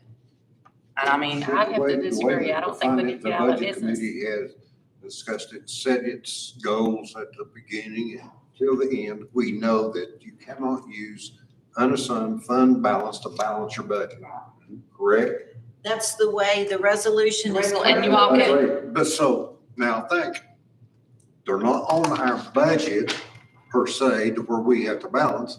It's as soon as our state approves our budget that we can go in our unassigned fund balance and make this all the same. Now, they're not going to be hurting that bad. As an example, there's one that says, okay, we can't operate. Then I look at their operation statement that they provided here, and they have 129,000, and we say, no, and they misunderstood. We said, no, we're not on our budget. Oh, God, we had to close it down. That Well, left them with 109,000, they can't operate for 2 months. I mean, I can teach an ape how to be a manager. I understand that, and I'm advocating for some of our vulnerable people in the county, and that's Well, just. yeah, but see, all we got is a group of what? In one particular one, they couldn't operate, so they want us to raise taxes. They serve 200 people in this county, and I've got 17,000 plus. 17,000 plus. Madam Chair, I have the floor, if you don't mind. Get your numbers right. Anyhow, we're going to tax people that have over 75% of this county that does not receive any benefit at all. And we're to provide a service. We're going to guarantee them they're going to get it, but it's not out of the same pile of money that they expect. I'm just expressing what the citizens in this county are telling me, and I've seen a lot of them. They want some of these nonprofits funded, and they're the taxpayers. They're the voices. I'm just expressing that. And I'm sure some of you all are getting the same phone calls. We're going to fund them. Did you tell them how we were going to fund it? Yes, I did. And what did they say? They're not happy with that. They want them funded like the regular budget process. That makes no sense. I have talked to people And when I explained it to them, I've not had one tell me that they said, oh. The lady from United Way did understand that when I emailed her yesterday and explained the whole process to her. She understood that because the article in the paper didn't clarify that. I mean, I'm talking about citizens. Madam Chairman, I'd like to say, That, I've got the floor. I know your name on the list.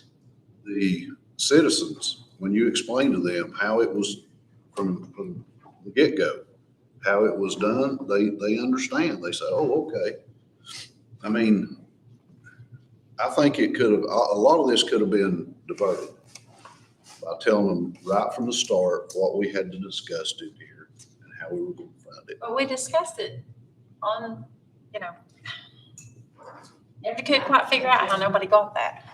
And even Aaron clarified it last Thursday night. That's what our intent was to do. They're not being defunded in any way. It's going to be funded. We're just having to think outside the box. And, if they don't like that, I don't understand that. You're getting your money. You're just not getting it the very second that you demand it. But it may in fact come in quicker than it will if you're sitting on the budgetary process. So, yes, ma'am. I can tell you how it started when one of the commissioners got on the news, on the TV, and made it sound like they were not going to get funded. That's when it started. And you all even reprimanded, because I sat back here and listened to you, reprimanded him for doing that and asked him not to do that again until everything was budgeted. That's when it started. I went today and met with the senior citizens, and I explained them all to also that they will probably get this money down the road, but I can't guarantee that they're going to get the full amount. You all can't guarantee it till it goes before full commission, and that's what they're scared about. You cut United Way, or not cut, but not funded them yet, and United Way's not met their goals, so they're going to be cutting also, so that's more money that the senior citizens will be losing. And they're not 501c3, so they can't apply for certain grants. They do apply for grants. I looked today to see what grants they have applied for. They have gotten some, but some they haven't gotten. And that's something they may need to look at changing. I don't know that process. That's not my business, but that's something that they do need to look at. And I told them that they are concerned. Their prices have gone up the same as everyone else's, and to them, it did not sound like they were going to be funded the same, that they might be funded some, but they didn't know how much. And you all can't guarantee that right now. I told them they could maybe be funded more if they came and asked. I didn't know. I've been here 2.5 years, and to be honest, I've never seen the full commission turn any of these away. So why would This is a they new think? situation. They've never had to do this like this before, because it's always been through the budget. Like, That's they fine could if that's how we're gonna do it, but I'm gonna have to agree with the mayor that, had we told them ahead of time, and I realize that they're not guaranteed any money, they realize that too, but when you've given an organization money for 20, 30 years, then they do come to expect it. And when they're called kind of late in the game and said, we're not gonna do this yet, then that affects their budget also. I have no problem with telling them, look, we may fund this now, but next year you all need to really look at this because we may have to cut. And we may possibly have to, but we didn't give them any notice. And that's where a problem I have. And that's my concern. We've cut them cold turkey and we've not said, and it's not fair. They're running a business too, just like we're trying to run a business. They've got a budget, just like we're trying to do.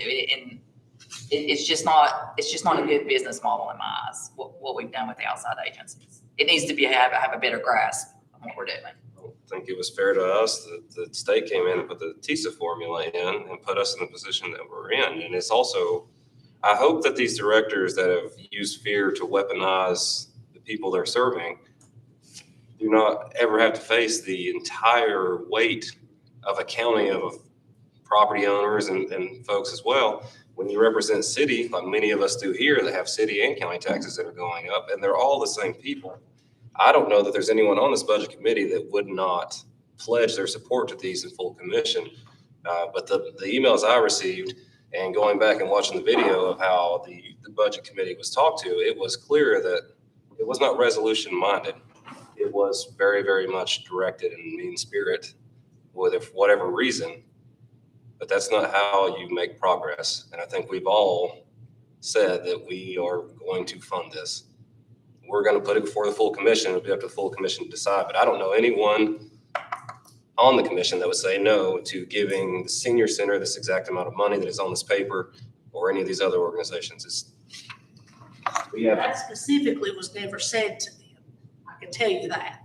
Not specifically what you just said, that they would be funded to the exact amount. The comments were made that they would be funded something. Specifically, I'm saying that now, though, to those people who are afraid and who are concerned, and also that they take into consideration that we have the weight of every property owner in this county. And they are many, many more seniors than there are at the Senior Citizen Center that can't even go out. They own property that they risk losing, farms, 100-year-old family properties that can't even, that probably they have delivered meals to.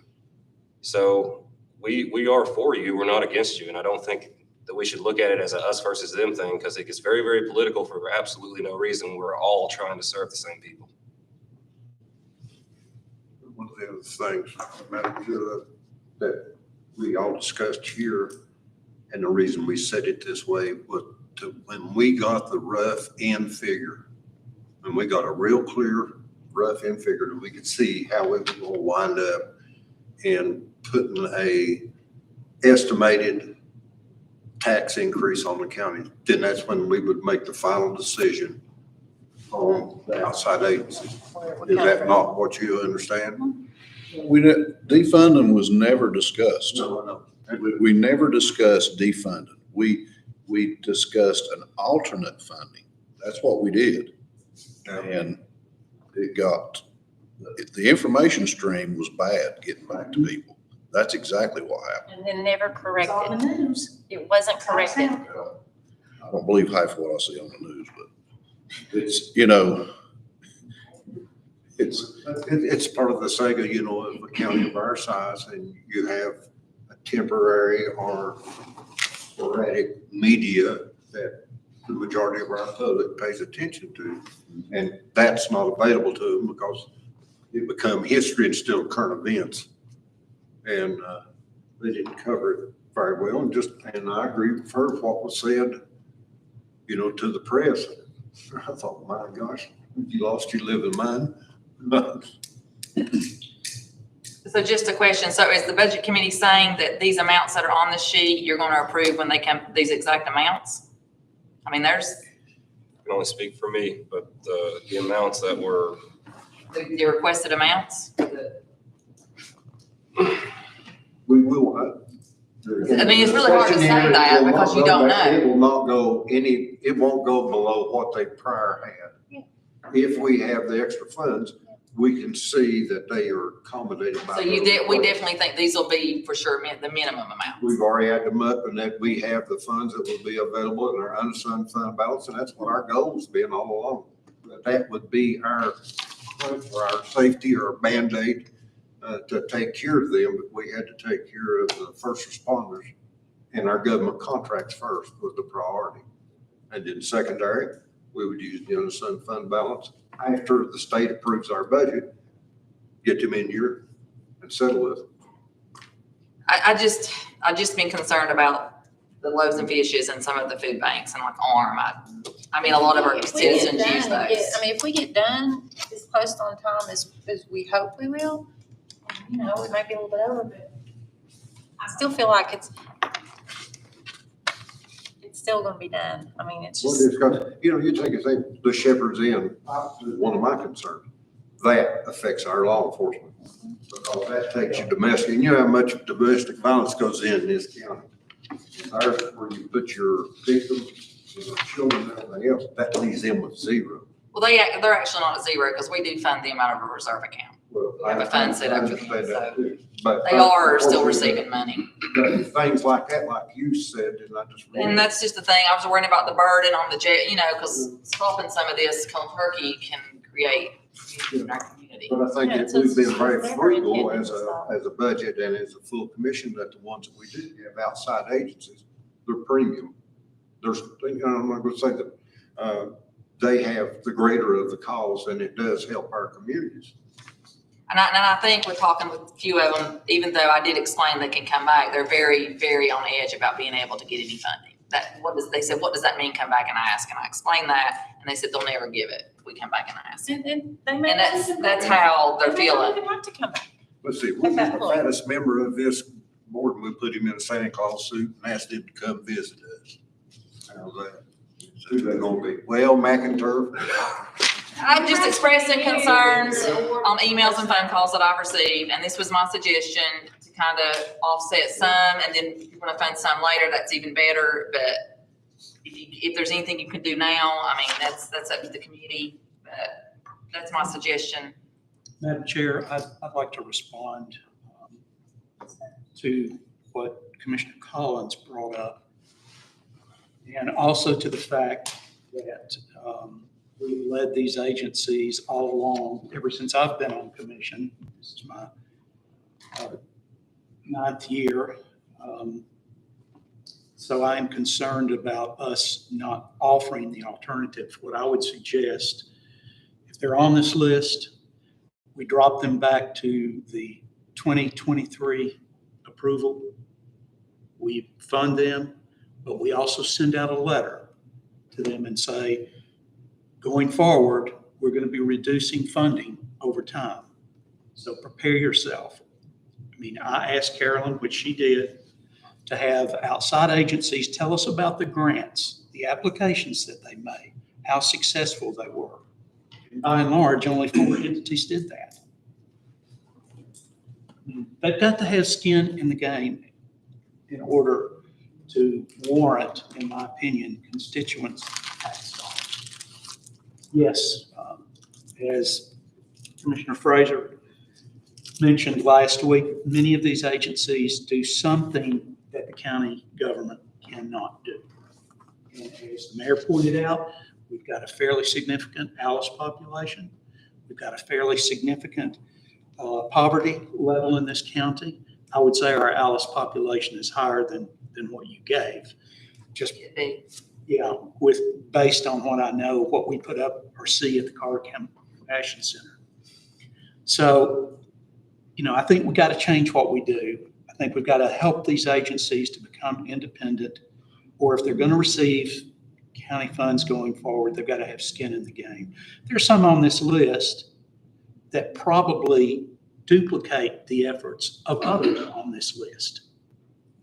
One thing I found out when we started talking to outside agencies with Carter Compassion Center, not those agencies that we brought in had never sat down and talked with other agencies to say, what is it that you all do? How can we come together as an entity and let's don't have a duplicate effort? So as Commissioner Collins said, I agree, we can't cut them off, but we've got to start making changes to help them become self-sufficient, just like we would anyone else who is looking for not a handout, but a hand up in this county. You eventually expect them to stand on their own 2 feet and move forward in a positive fashion. We've got to get them to that point. So my idea to come back with is to say publicly tonight that if you're on this list, we're probably going to approve you at the 22, 23 level. And a letter should go to them and say, here are some conditions going forward. You got to have skin in the game. You got to be willing to sit down with other like agencies and come up with a game plan that you can be successful. We want you to be successful, but we cannot continue to hit and ding. And I agree with Commissioner Johnson on this.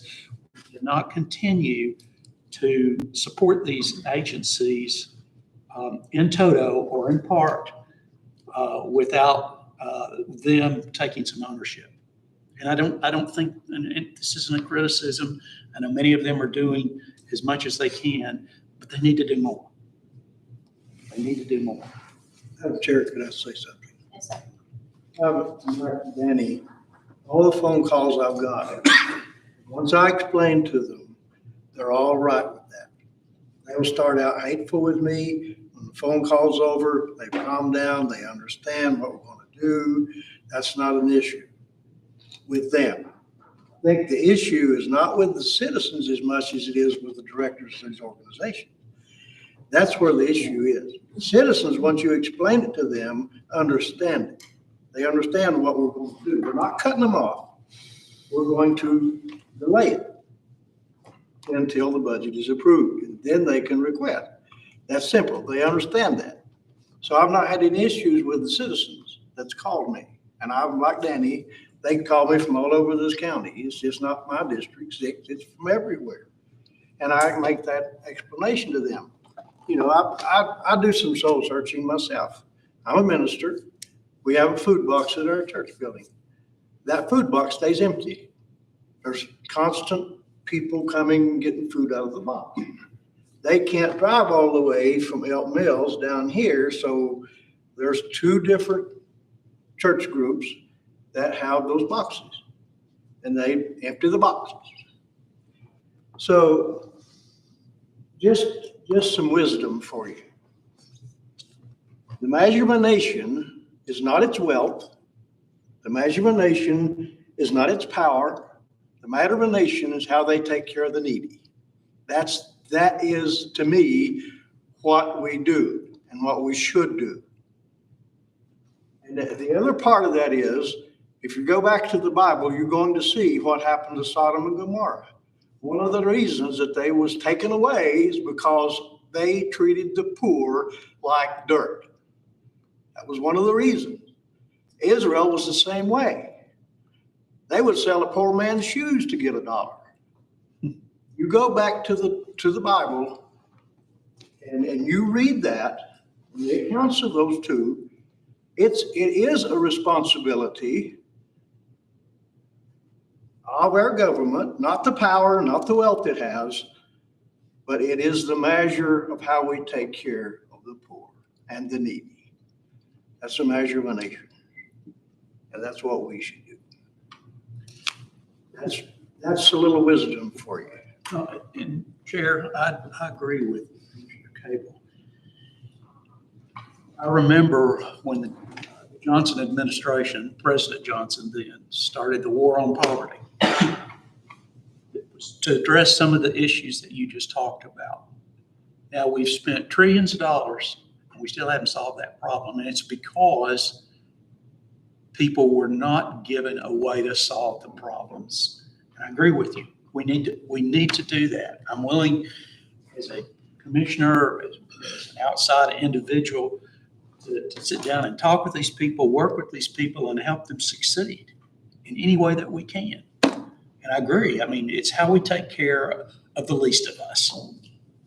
I think they're all right. The old timers in Black Bottom told me a story a long time ago when I first started talking about politics. They were going to build a wastewater treatment facility. So the then county executive at the time, before they had mayors, came by and told everybody, we're going to raise the tax rate until we get this built. And as soon as it's built, we're going to take the tax rate back down.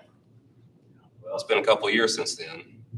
And I think it's important that we let the people know that that's exactly the line that we're on is once the tax rate goes to a certain point, it never goes back down. So these stop gaps that we were doing until we can get the federal contract in place, we have legitimate fiscal means and reasonable enough belief that it's going to be done by next year's time, that if there's anything we can do to keep the tax rate down, we will not permanently be at a high, then we'll do that. But also at the same time, as everyone has echoed in this room, whatever it takes. There's some of the most dedicated, intelligent men and women on this committee that have a heart like none I've ever seen in politics that would never leave these people out in the cold. And that needs to be the message that they get, that everybody here is here to help. And we're going to do it, but we have to do it within the bounds of fiscal responsibility and fiduciary responsibility.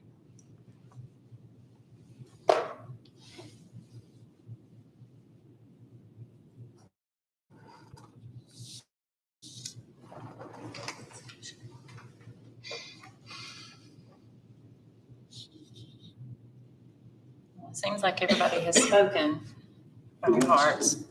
And I mean, we pretty much know where we stand. I haven't seen much in way of changing in that thought process. So I don't know how y'all feel tonight. If you want to leave it alone and let's continue where we're at, or, do you want to do something different? Y'all, you have the floor. Let me know. I mean, it's something we can still go home and think on it until next Thursday. Let me say this, and I've not spoken and really didn't have a desire to because I'm sitting in for Aaron. But you're right, Dr. Acuff. It's not real good business to cut people off cold turkey. Now, I know that everybody in this room, most, have said that that's not the plan. But I've heard two words that no matter what the plan is, perception is reality. People hear these two words, try and if. When you say that, we're going to try to do it. If, then that's not good. Because then their mind goes somewhere else. That it may not happen. Now, I know that everybody in this room is going to try, and they want to. But some of these have been funded for, some people told me, 30, 40 years. I have a hard time knowing what I signed up for. Blood supply off like that. Do I agree that government should fund a lot of things we fund? Absolutely not. That's why the country's in the shape it's in. But I also don't believe that you cut people off cold turkey. It's not good business. It's not a good look on us. And I know that everybody's plan is to do it on the back end, but you never know. You never know what the back end looks like. So I agree with Dr. Acuff. I think he had a great idea. But I think it needs to be well addressed and well stated that from this point on, it's cut. To what extent, I don't know. Hopefully I'm not on budget and don't have to make that decision. But it does need to be sent out and it does need to be addressed. And I understand the elephant in the room, nobody wants to raise taxes. Last time taxes was raised was what? 8 years ago. 8 years ago. 8 years ago, but it wasn't a significant amount, correct? And before that, what? It was. Oh, yeah. So Yes. we have no revenue coming in. We got to find a way to fix that to be able to help these. And that should be our job for this next year is whatever we got to do to find a way to get revenue in this place, to bring money in. So we're not having to raise taxes. So we're not having to cut this. And I know everybody here is going to try, but I challenge everybody in here, every commissioner, that's what our goal needs to be is try to get revenue in this place somehow. So if you don't want to vote tonight because Aaron's not here, this committee, you all have done your thing. You've done a great job. And I'll support whatever your desire is. Madam Chair, it just to ask if this is appropriate and it may be out of line, but is there a way that we could bridge both worlds and is that against? Funding is a very specific financial term. Is there a way that as a budget committee, we could approve to the full commission tonight? They said roughly it would be 30 days on the funding that we send to cut these organizations a check out of general fund, not as a funding mechanism, but just to Not until after the budgetary process. not even out of general fund. There's no way to shore up both at once. Do it. So if they came right now and said their freezer went down, then how would we cut them a check for that? That's a little different. I mean, that's, So if they requested at the next meeting for these amounts, could we approve their requests? Well, the problem is when you get into year end, the appropriation of funds, if they come now, that's one thing, but once we go through this process, because we're at the end of the fiscal year, we can't spend any more money that's not appropriated once we get through the next commission meeting, basically. until the budget is approved for the next fiscal year. So then they would have to do it before the next commission meeting is done?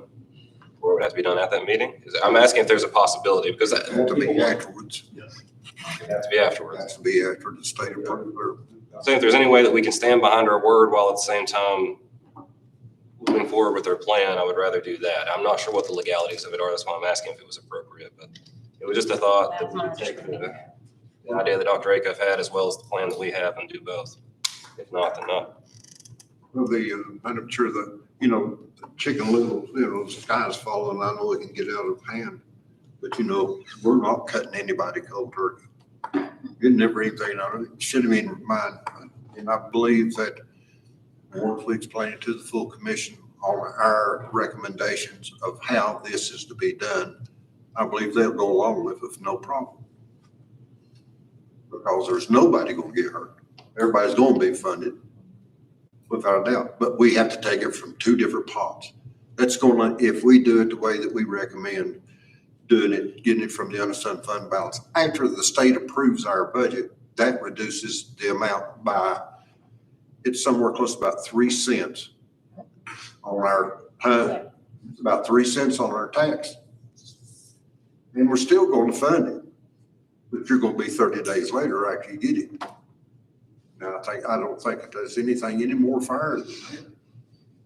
Now, if the majority of the commission needs to understand, you all want to put it in or put it in your tax bank, fine, you're raising taxes.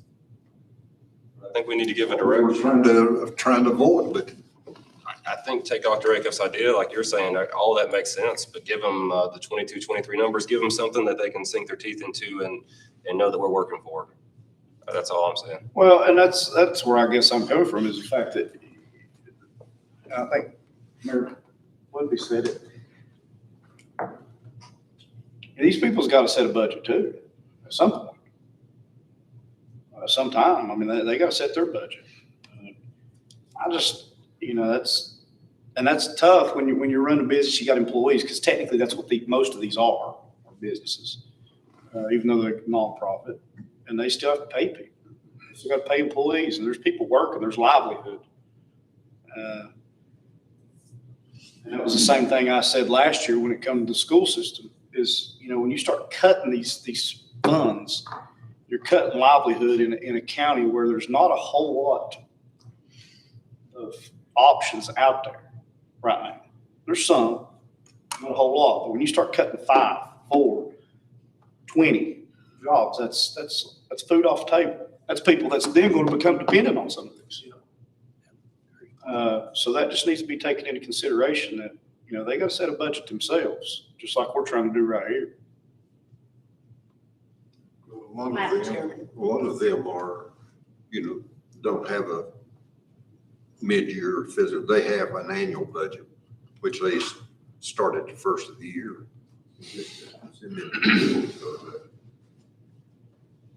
Basically, all your government is the only ones that has mid-year. So the tax increase by doing it with the budget will be for as long as they own property. But the savings that we save them, doing it a different way, that savings will be, it'll be there. Now, in the future, you got to remember too, it cost us about, I would say, and Sheriff, correct me if I'm wrong, somewhere about $1.6 million of losing the federal contract. That's what that set us back in the county. A minimum Now, of 2. you can plan ahead, but you can't guarantee it until it actually happens. For what the sheriff and his staff have done to negotiate with the federal government, and everybody knows them, they're slower than smoke. We've crossed all the T's, we've dotted all the I's. The sheriff has done his job due diligence. We feel real comfortable that contract will come in the next fiscal year, but don't plan on it this fiscal year for anything. That's going to bring your revenue in that gets us above the red line. Then there'll be other things that come in also. We don't, we can't think of, but that will get us out of the problem.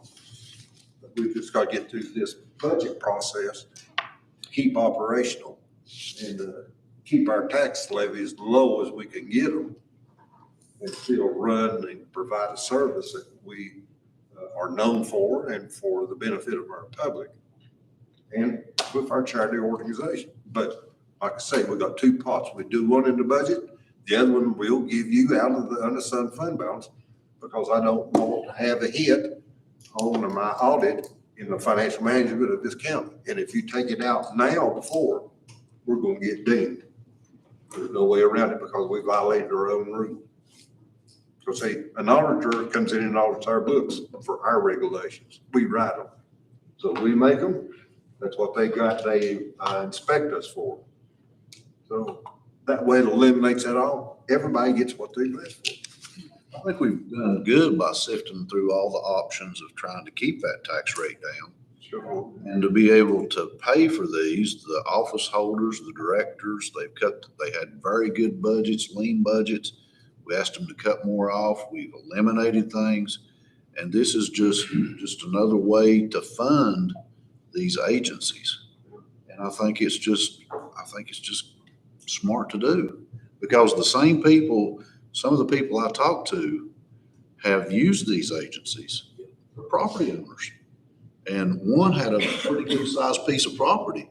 And she said, I don't want my tax rate to go way up either, but, I have a soft spot for these agents, this one particular agency she was talking about. So she's kind of, both sides of it. She don't want her taxes to go up, but she wants to see the agency funded. And I just think that's a good way to do it. I had the same thing happen to me today with a taxpayer. He owns a large house on the lake. And he asked me something about the tax, and I got to explaining to him about the tax and how long it had been since the county had raised taxes. He said, that's no way to run a business. That's no way to run a business. And then he asked me, he said, well, I told him the tax rate's 203. He said, yeah, I see that. He said, well, why don't you raise it to 233? And here's a guy that wants to raise taxes because he said, this ain't no way to run a business. And he's right. We go 8 years without raising the tax, we're sunk. That's what put us here today, where we're at today. But at the same time, when we do this process and take the money out of the unfunded balance, let the commission pass it. We can't say for sure because we're just the committee. When the commission passes it, as I said 2 or 3 weeks ago, put a formal letter together, send it to all the agencies, that outside agencies, explain to them by this step by step, what we're going to do whenever the state approves it. That will make them happy. They will be assured they're going to get the funding. And that, to me, that letter is very important to get it to them. Madam Chair, to act on that, and I agree with Commissioner Cable. I would make the motion that we, as a budget, for the full commission, obviously, make the commitment to fund the outside agencies at least at the 22-23 budget level that they asked for by some mechanism. We haven't determined what that's going to be, so that they are at least sure that we're going to do this compassionately and we are not going to cut them off cold turkey. So that would be my motion. Okay. Did you get that, Chad? Okay. I'll second the motion. All right. Dr. Acuff motion, Cable second. Any discussion?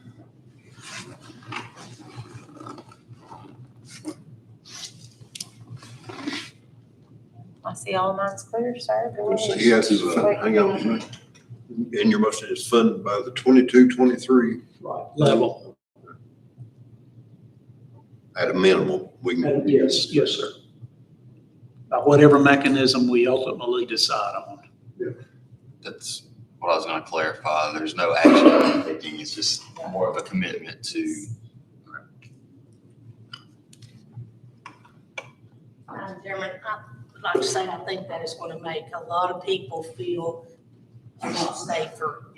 And I mean, I know that the senior citizen director, when she got up, she was high strung, but she was scared. And sometimes when you're scared, she was a little ugly. It did come off. Yes. And I talked with her today, and she was totally different. She was upset that she did get there, and she got off, and she was scared for her department, her budget. So I think this is a very good thing, and I thank you.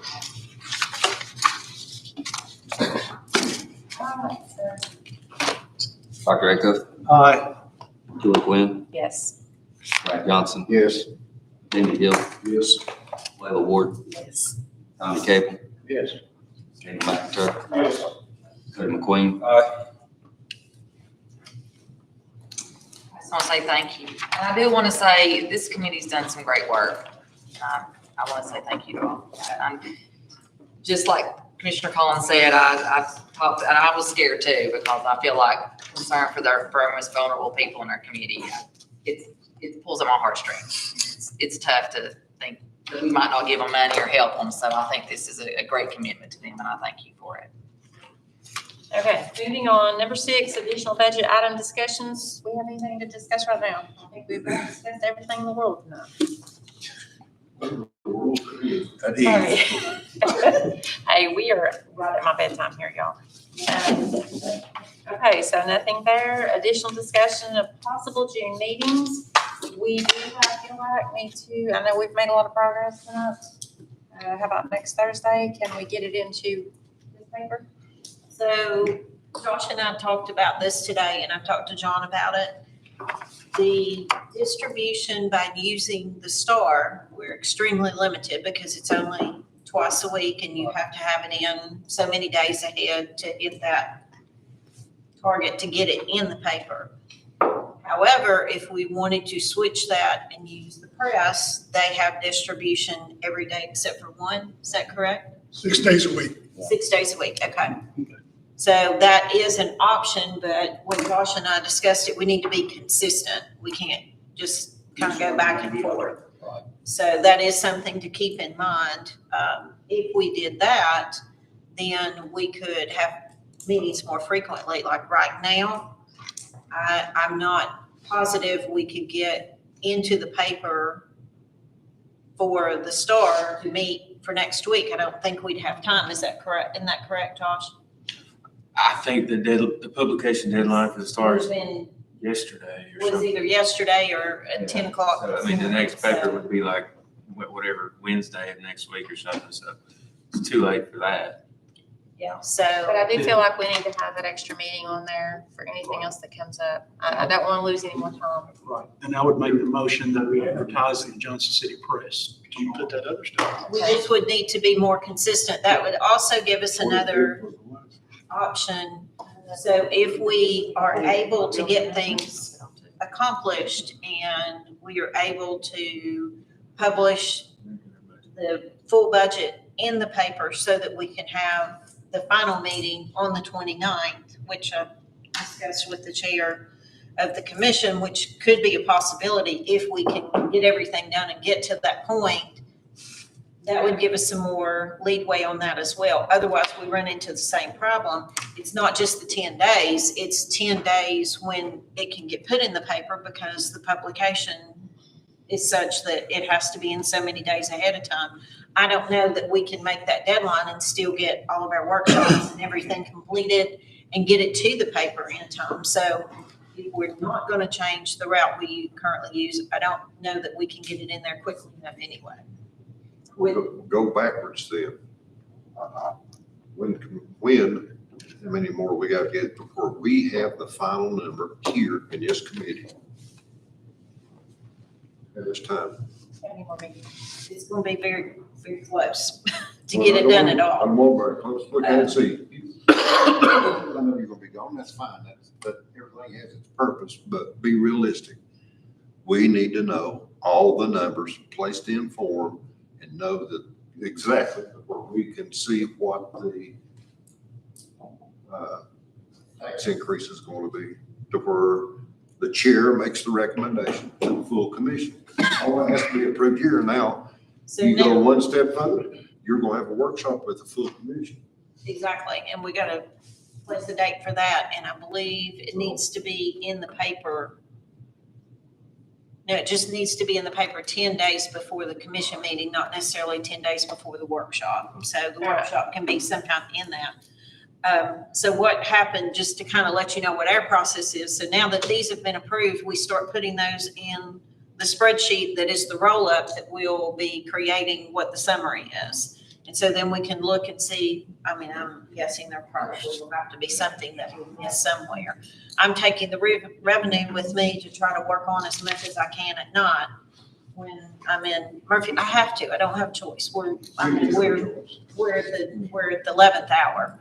So will we have all that by next Thursday? I mean, Well, we still I have to don't deal know with how these long next this. Thursday, even if it's a short meeting, we can deal with these. Well, and I should have some ideas. I can at least give you some ideas on some of the revenue streams. There are two in particular that are going to be significantly higher than what they have been budgeted in the prior year. Okay, so, So that will make a difference in what the tax rate's going to be. all right, so Dr. Acuff just made a motion to go ahead and advertise the June 8th meeting. Do we need to advertise any others while we're on this subject? We already have the meeting on the 12th. June 8th, did you say? So that one's already in, that one's already set. And she will be back, so, I'll be back sometime late the night of the 7th, so. do we need to schedule any others? Our regular budget meeting is on the 12th. Yes. So do we want to do anything after that? I mean, you have Well, you would have, the your next 13th, thing is that would another come in line would be meeting? your the night after budget. workshop, Not after budget. would be the immediate following that. Well, do you have beer board on the 8th? Canceled. It's canceled, okay. What is? Beer board. Is canceled. Okay. Yes. Yeah, we're trying now. That was a sampling session anyhow, wasn't it? Oh, no. Okay, so, all right, so Sample it before we approve it. We gotta throw something like that out there. let's stay on Get target. 10 o'clock, definitely need that one. 4 hours of numbers. Chase each other around. Okay, the 8th, we know for sure we need a meeting then, right? That'll be the day you come back. Can you get with Ron and figure out what we need to do to get that in the paper? Or can you send it to me and I can forward it to him? Because I'm gonna be out of town tomorrow, but I can forward it if you want to send it to me, either way. Who the contact is and what will, so we can get that process rolling. Thank you for your help, by the way, with that. But Gwen is off tomorrow. Oh. So that's where we ran into problem, yeah. Okay, so for sure on the 8th, I need a second. Second. All right, Mr. Brookman seconded that. First, and then we'll tell her, otherwise it won't. No, you're fine. Acuff, the motions, McQueen was the second. Got it. Do we just do an all eyes on that one, or do we need to call roll? Is all eyes? Yeah. You said that looking at Acclamation should be fine, I think. Here, Nathan. Okay, so the motion on the floor is to go ahead and advertise for the June 8th meeting through the Johnson City Press. Yes. Is that an all eye, or do we need to have? No, you can, for the meeting, it's. So, all in favor? Any opposed? Okay, so that one is actually good. Do we still need to get through these? We can, we will go hold those to the. Hold on. Or, yeah, we can hold them to the 8th. We We can hold them to the Yeah, we can do those on the 8th, there's not that many. Doc's got to turn into a pumpkin. It's past your bedtime, Madam Chair. Okay, then hold on to these, bring them back next Thursday. Next Thursday, It's the 6th, right? 6 o'clock. Yeah. Thank you, guys. I know it's been interminably long, but we got a lot accomplished. Look at where we're at. Here. All this. Sometimes things take that. Okay, what's better?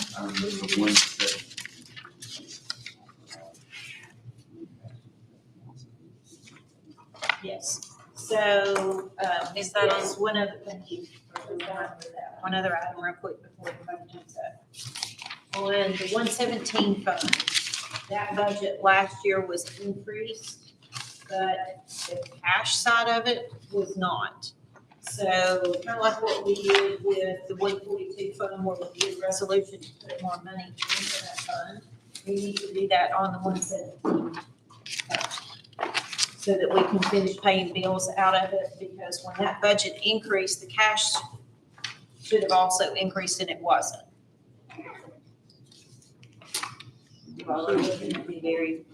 That's the health department.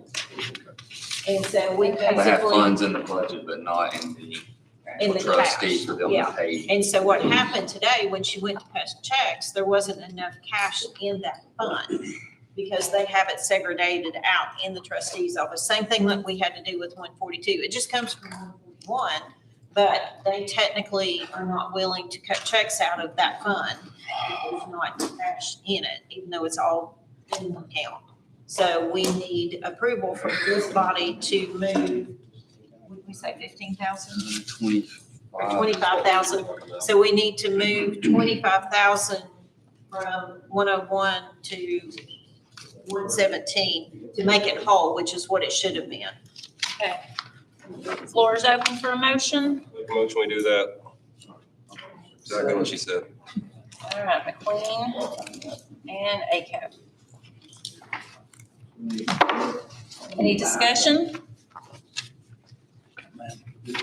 No, ma'am. I know y'all getting tired. Sorry, guys. Go ahead, sir.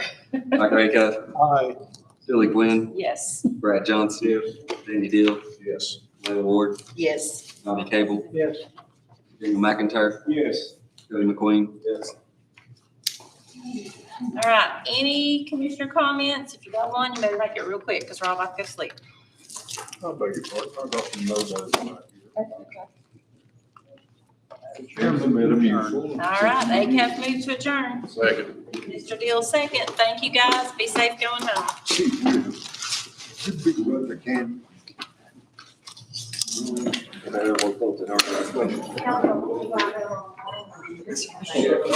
Well, I was in a 13-hour meeting.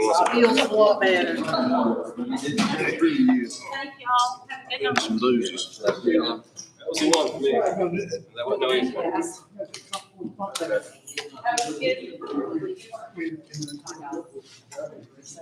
You're gonna do a good job. You have to Yeah, tell him. See what I mean? I mean, I'll see you next Chris. week. Them up there. Yeah.